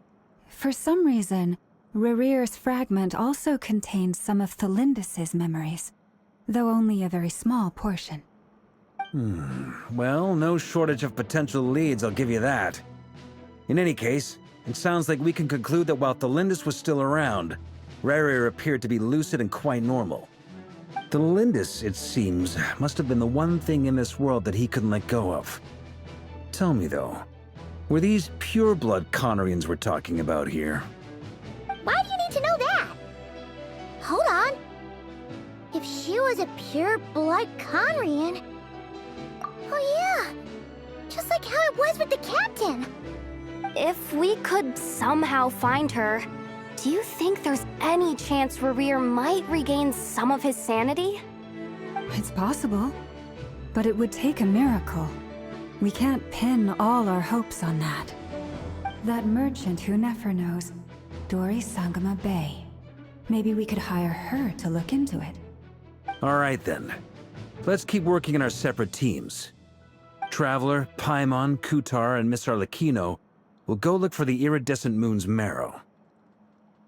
As for the others... On the way over here, I noticed that the Wild Hunt monsters had grown even more frenzied in their search for Kutar. At this rate, the people living here will be in grave danger too. So I'm thinking of gathering together some of our followers to go wipe them out. I'll head back to the curatorium and meet up with the boss. Feels good knowing we've all got something to be getting on with. Given that the Wild Hunt has been a lot more active lately, the Lightkeepers have likely begun their own operations too. If that is the case, someone will need to pass the news on to Flint's. I'll hold the fort for now, then discuss our next move with Flint's, Aino, and Anefa when they get back. All right then. Well, the clock's ticking. If that's everything, we'll be on our way. We'd better get moving too. We'll try to buy you as much time as we can. Relax. Just do your thing. I decided to call in some backup since things are getting so hairy. Our reinforcements should be here any minute now. Stay safe, everyone. Dismissed.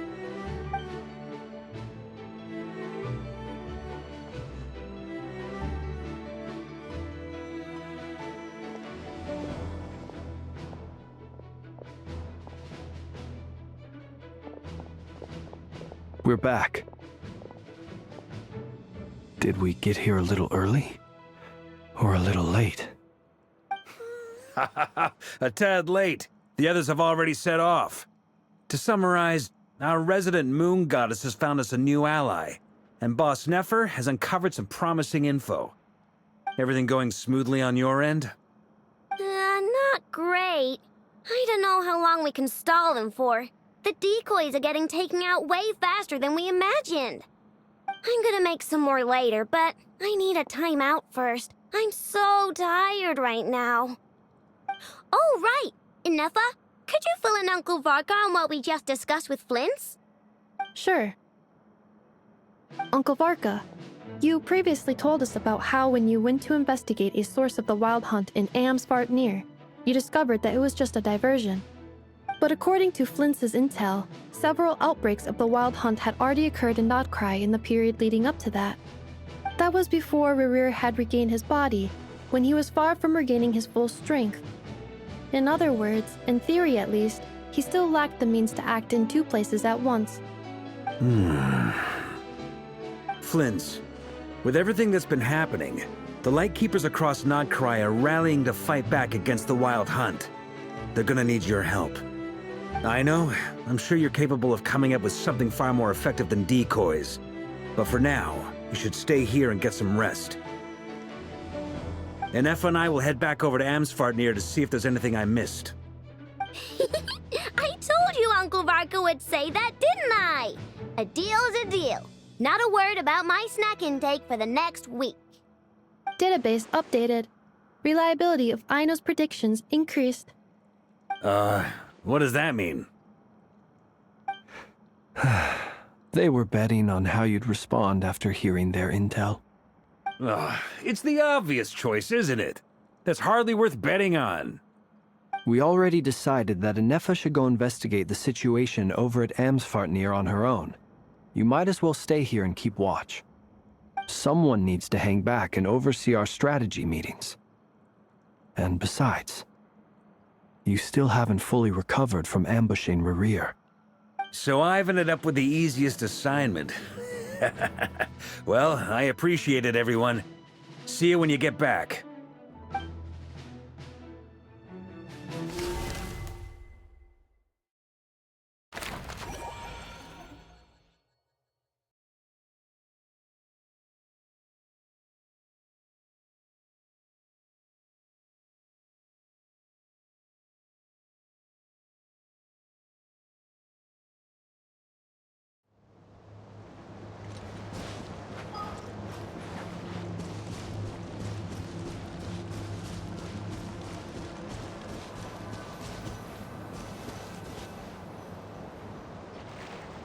Here, this will serve as a good spot to cross over. Arlecchino, hold up a second. Since you brought us all this way, would you mind telling us what you've got planned? We still haven't got the slightest idea what's going on here. And if even Columbina doesn't know where the iridescent moon's marrow is, how do you? Simple. Because I am an inheritor of the royal bloodline of the Crimson Moon, and one of the last surviving embers of the Two Worlds' flames. Huh? Are you serious? As in, you're a descendant of that Crimson Moon dynasty we were just talking about? The one from ancient Conria? Your surprise is understandable. I was also taken aback when I first learned of it. But the more I thought about it, the more I realized the signs had been there all along. When I was young, I discovered I could wield a very special kind of fire. It coursed like blood through my veins and smoldered away inside my nerves. What's more, whenever I experienced strong bursts of emotion or drew too deeply on this power, it was like some kind of presence within the fire would begin to gnaw away at me. Exactly. That is why my hands are like this, too. At first, I saw it only as a curse, but once I became a harbinger, the jester apprised me of the truth. Together with my own investigations, over the past few years, there are several things that I have gradually come to understand. For instance, take the so-called Crimson Moon. In truth, it is nothing more than the shattered remnants of the iridescent moon, fused with the abyss to prolong its lifespan. Since this blood flame was bestowed upon me by the Crimson Moon, it is a fusion of the iridescent moon's former power and the corruption of the abyss. You all understand the nature of the abyss well enough. I draw upon its power, and in return, it hungers for my soul. This strange blackness is the mark of corruption it has left behind. If I recall correctly, you once told me that if the corruption ever made it to your heart, you'd become a completely different person. Yes, and that's the reason I'm always careful not to push my power too far. It's essentially a never-ending tug-of-war. Whew. Sounds intense. Anyway, the rest of my story can wait. Is there anything else about the Crimson Moon or the Iridescent Moon that you're unclear about? Paimon has a question. So, the Crimson Moon that the Carians used to worship was actually the Iridescent Moon, right? Which was one of the three Moon Sisters. Does that mean that the Carians were to the Crimson Moon as the Frost Moon Scions are to the Frost Moon? So much of that history has been lost. We have no way of knowing exactly what they were like. But I would suspect that the Conrians weren't as devout in their moon worship as it might appear. The iridescent moon's remains simply served as their link to the abyss. Later on, perhaps someone discovered a way to make direct contact with the abyss. Or maybe there was some kind of ideological divide. Either way, a dissenting faction staged a coup and drove out the royal heirs of the Crimson Moon dynasty. Still, even with the dark sun looming high overhead, the Crimson Moon's glow never truly faded. If you want living proof, it's standing right before you. The first time we met, I sensed something familiar in your presence. When I looked at you, I felt I could see that mysterious red moon in the corner of my eye. In your flames, I saw its broken image, surrounded by a strange black aura. Well, I appreciate that you kept it to yourself.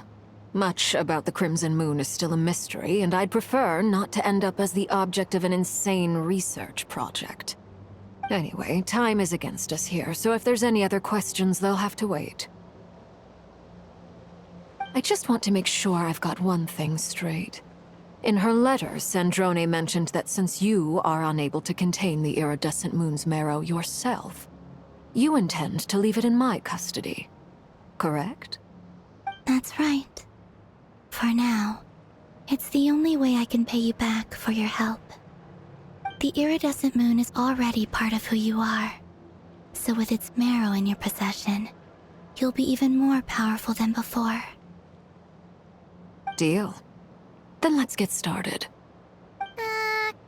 Get what started? What does this place have to do with the Crimson Moon? When I first became a Harbinger, the Jester gave me a book called Paranhari, also known as Leobranto Inamorato. You should be able to buy a copy next time you're in Fontaine.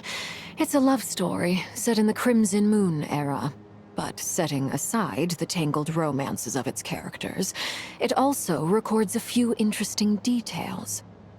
In the Crimson Moon era, or so the story goes, there was an orphanage that received children from beyond the bounds of this world, and subjected them to a peculiar induction ceremony.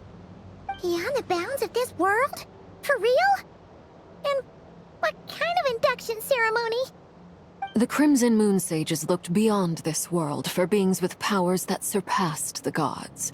But fearing they might lose control, they subjected these children to a process of refinement. They made these children crawl up a fireplace and kept asking them, "Have you died? Did you see it?" Until they finally admitted to having died and seen a crimson moon. The adults embraced the children who passed the ritual, telling them, "Within the fireplace, you have traversed the flames between two worlds. Here and now, you are born anew." The book leaves much unsaid, but I suspect that this was their way of branding the children they had enrolled, leaving an indelible mark upon them so that they would forever live in the Crimson Moon's light. That explains why I can't sense the Crimson Moon's marrow in this world. It makes sense that it would be sealed in a special space that can only be accessed temporarily through some kind of ritual. But there's no fireplace here. Do you see a chimney anywhere? Oh, are we supposed to build it ourselves? Okay, fine. Paimon will go find some bricks. That won't be necessary. The fireplace is purely symbolic. The key to the ritual is crossing the flames between two worlds. In other words, the flames that burn within me. Those burned away by such flames leave behind a kind of ghostly afterimage in the world. In the days of Conria, people believed they could be used to bridge the gap between the two worlds of life and death. In short, I can open a passage to that space for you. That's the easy part. The catch is I'll need to stay on this side to keep the passage open, so I won't be able to come with you. Once you're inside, you'll have to find your own way. Very well. Then I'll open it up. Traveler, spare me a little more moonlight if you would. I may need it.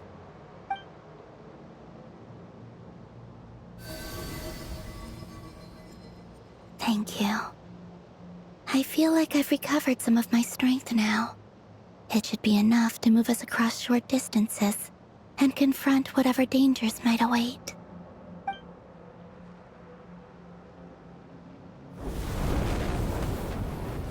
Mistress of the seven hues of ages past, great mother of the present, crimson-clad sovereign of the two realms, by fire severed, by fire renewed, I offer myself now and beseech your descent.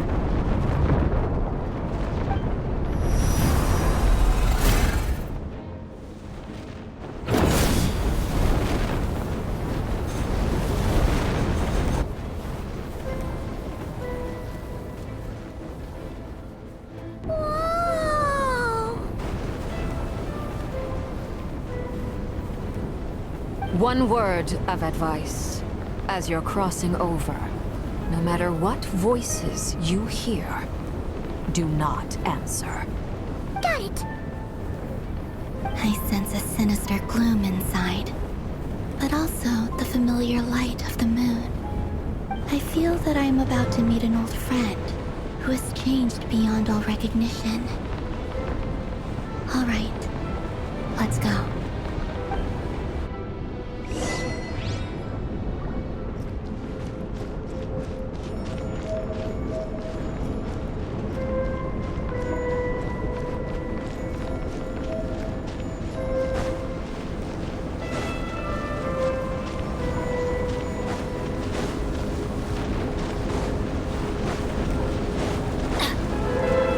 Off we go!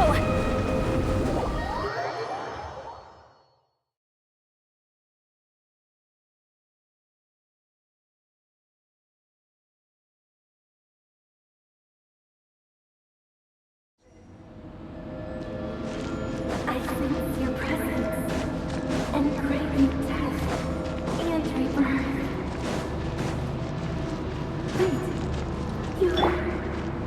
why are you?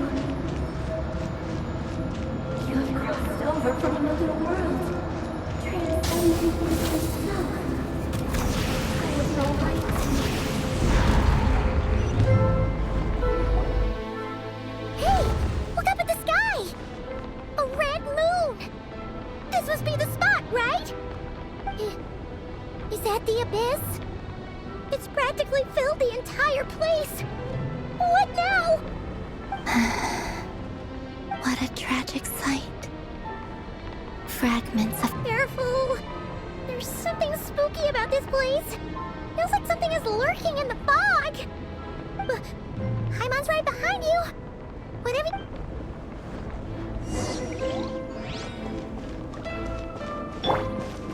By the way, Columbina, didn't you tell us that the iridescent moon had shattered into pieces?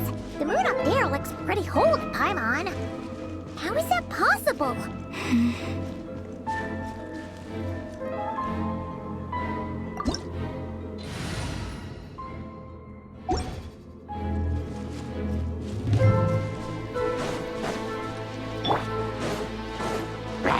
Light it up! Get to work!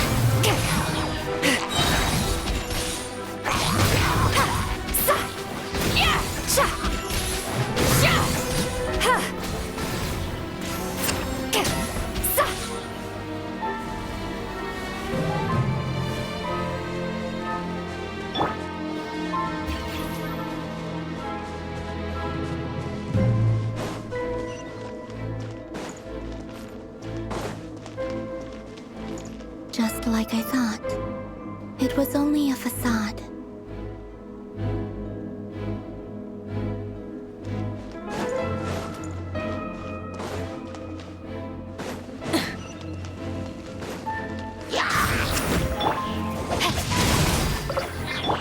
Fulfill our pact! Ha! Yeah! Suffer the wrath of Eatsley! Burn it down!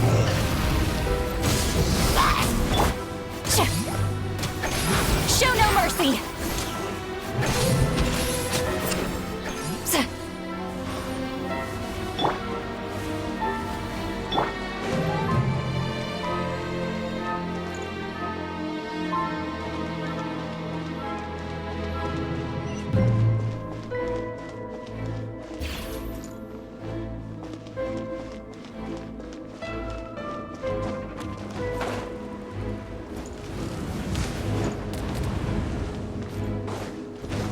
Light it up!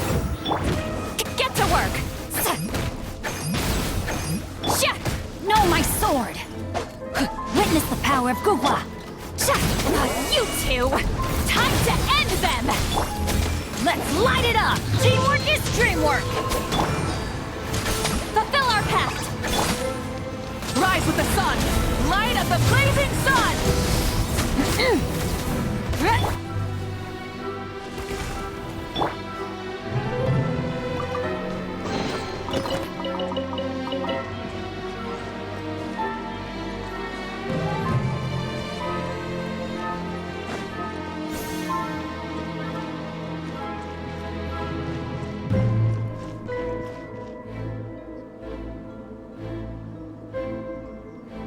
Huh? Huh?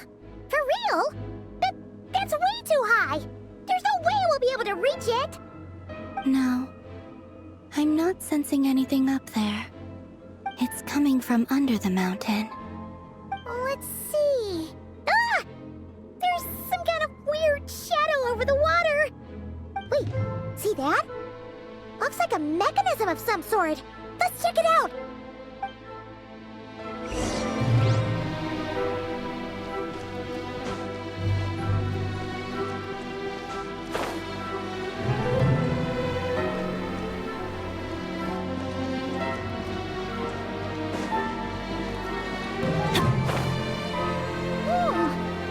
Looks like a device from the time of Kalia. Maybe people once came here to study the Crimson Moon's domain, and they left this behind. Oh, if we can activate it, we might find some clues.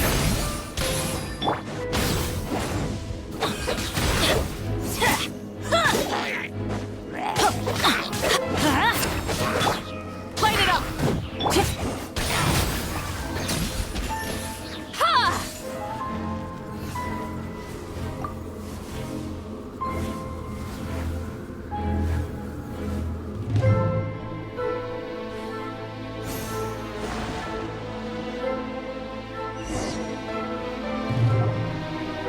Hey, look at that! Now that the mechanism's run... Do you think these mechanisms might be the key to unlocking the secret? Thalindis, we'll leave the rest of the research in your hands. I hope this isn't ruining... Ugh. Mind your own business. Just... Thalindis? Is that Rear's girlfriend? How come we're hearing her voice? Oh, yeah.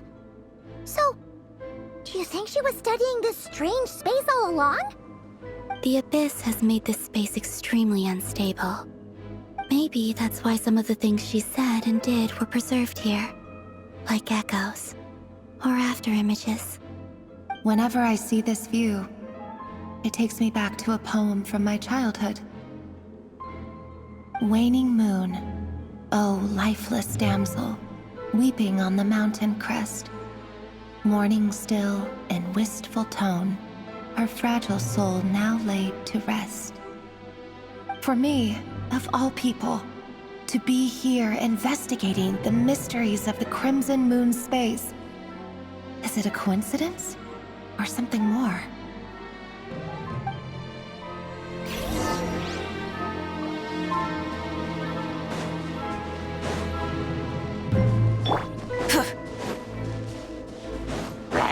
Burn it down!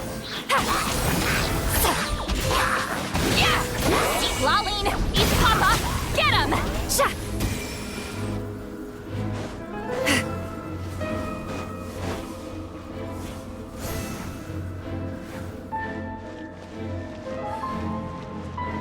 Oh, looks like the Abyss has messed up this mechanism. We need to find a way to get it working again. Let's see if there are any other devices nearby.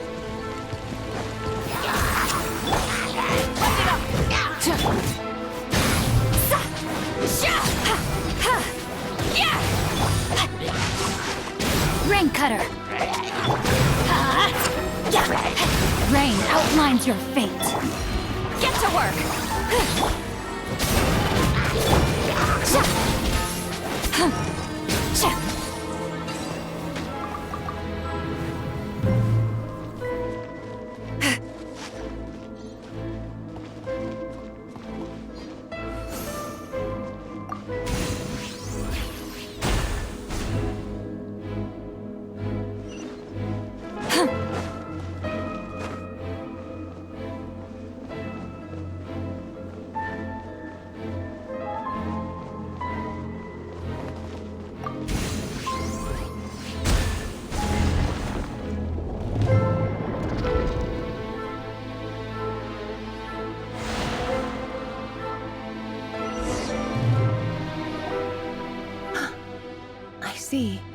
So the moon marrow, or rather the power of the 3 moons, is the key. If it really does exist, then...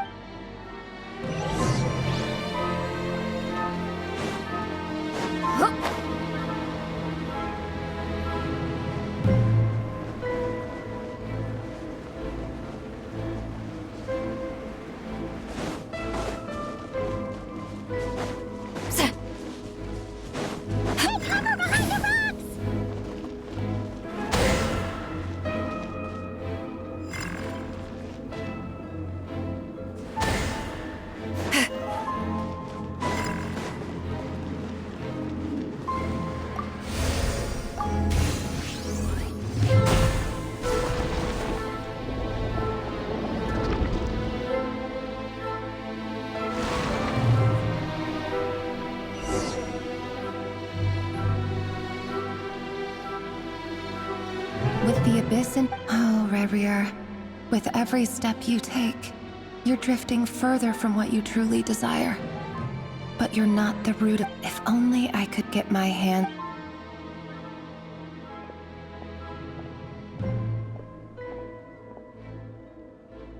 Hey, look! The moon's reflection is back to normal! Elendis' voice mentioned a chamber with the moon marrow.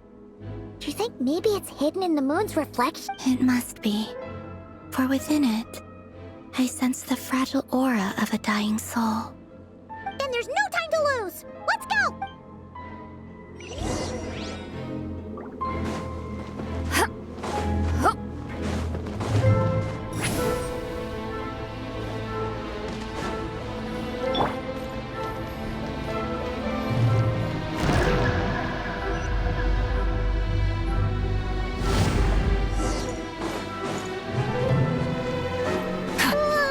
These things are so creepy! Looks like we'll have to destroy them if we want to get to the iridescent moon's marrow.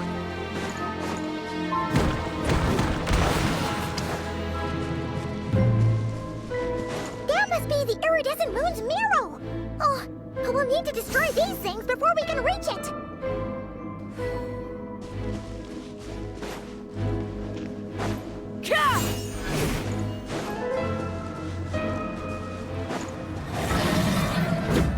Light it up! Show no mercy! You two! Time to end them! Let me leave you a verse. Huh? I'm going in! Huh? Wrath from the skies! Full throttle! Get to work!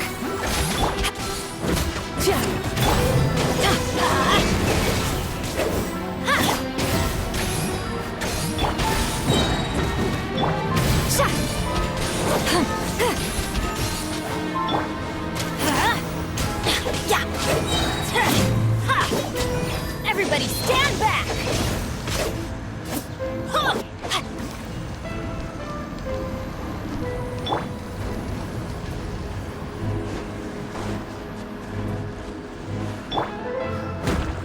Burn it down!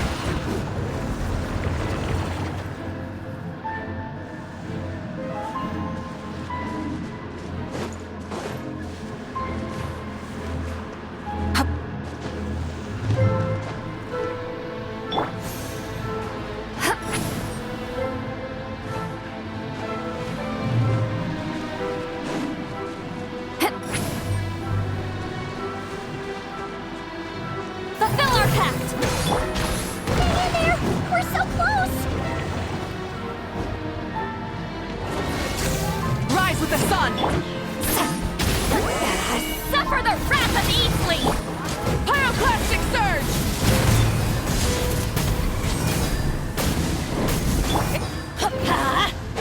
Adventure time! No, my sword! Show no mercy! Light it up!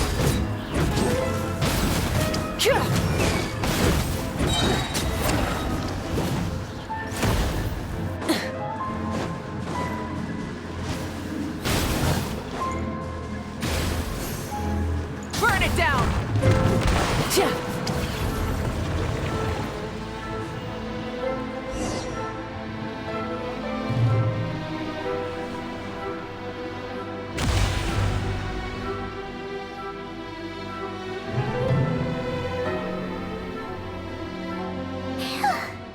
We finally did it!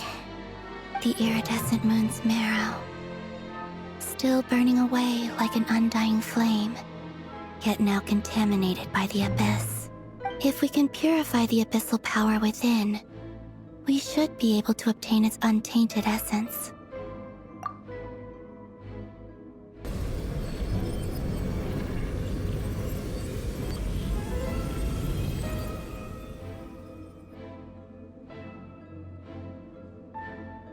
It's so cold.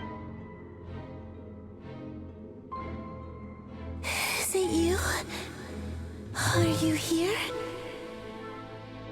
Huh? Are you talking to us? At long last, I can see you once more. Our fates have crossed, and I am finally free. I'm sorry. I lied to you. Even knowing what was to come, I still couldn't let go of the fear in my heart as death drew near. The moment the moon shattered, my body began to split apart piece by piece. Like I was being cut into pieces by 1,000 blunt blades. My thoughts scattered as the cold crept in. But I could not bear to fade away like that. Tell me, what was it that brought you to us all that time ago? If only I had possessed your courage, then I might have been spared this torment more painful than death. You look so puzzled. That's how I felt too when I first saw you. But trust me when I say that everything happens for a reason. Farewell, Hypo.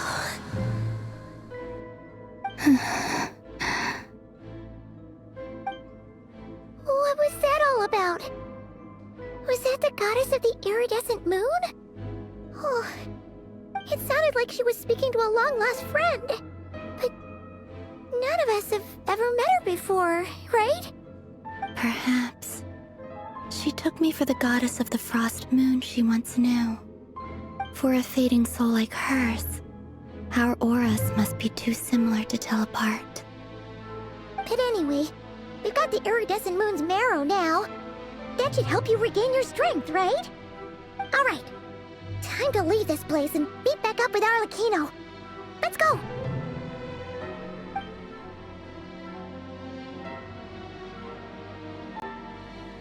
That's odd. This place looks different than when we came in. Waning moon, oh lifeless damsel. Oh.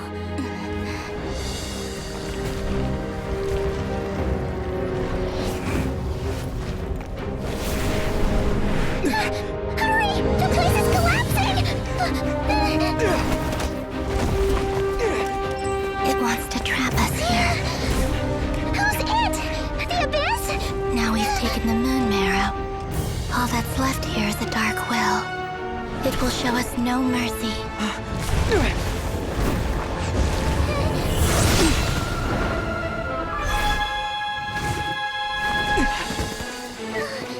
Give it back!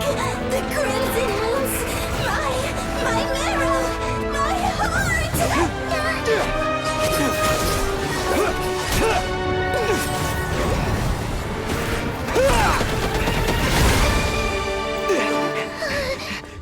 Finally!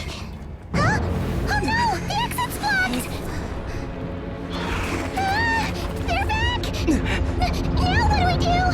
This is where you fall. Witness my rise. Hey, What are you waiting for?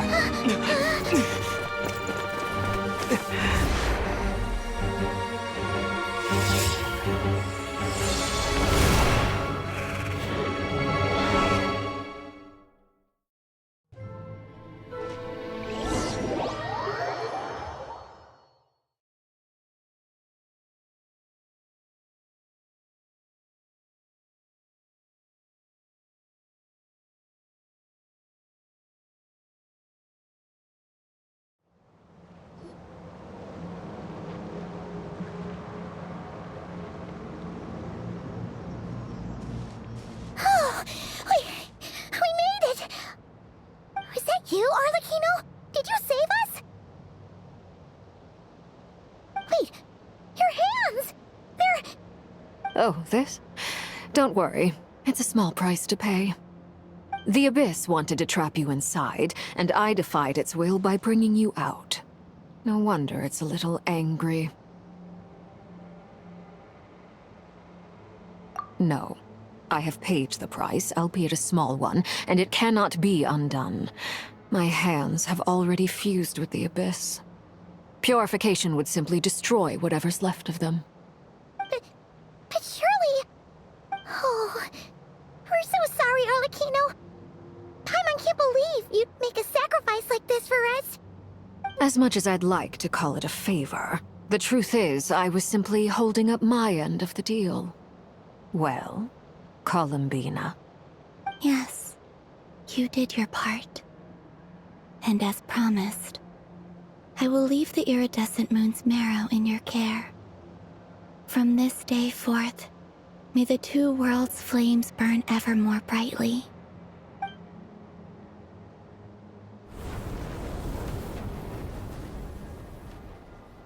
I'll take that as a blessing. Now, Columbina, give me your hand. Accept this moonlight I offer in return.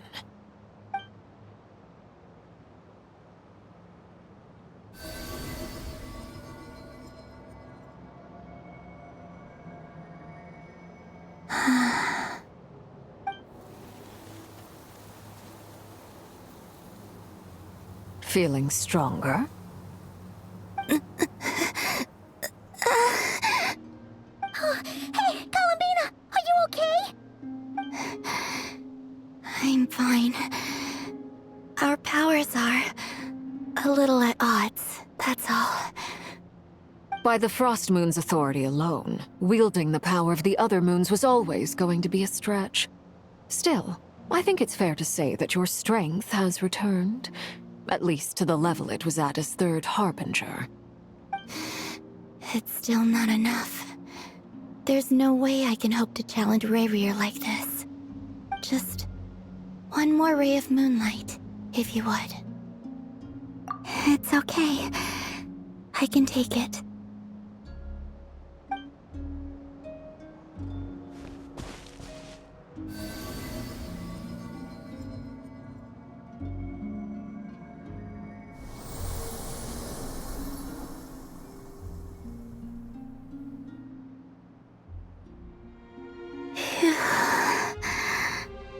How about now? Fighting fit?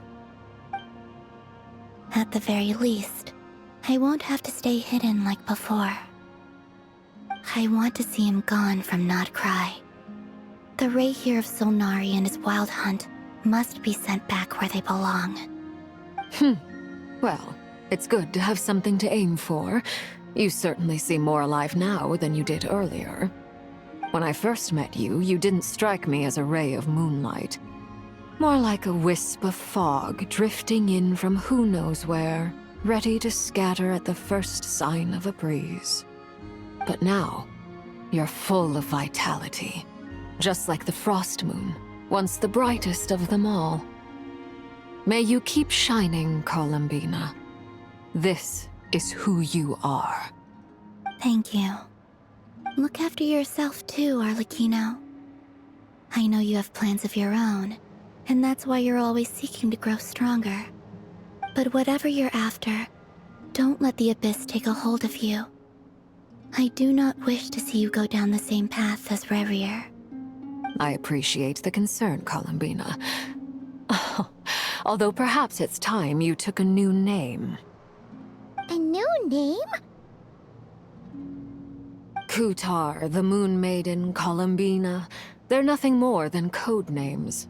They describe who she is and the roles she's played, but they're not her real name. We often use code names in the House of the Hearth, too. But it's knowing your real name that keeps you grounded. Up till now,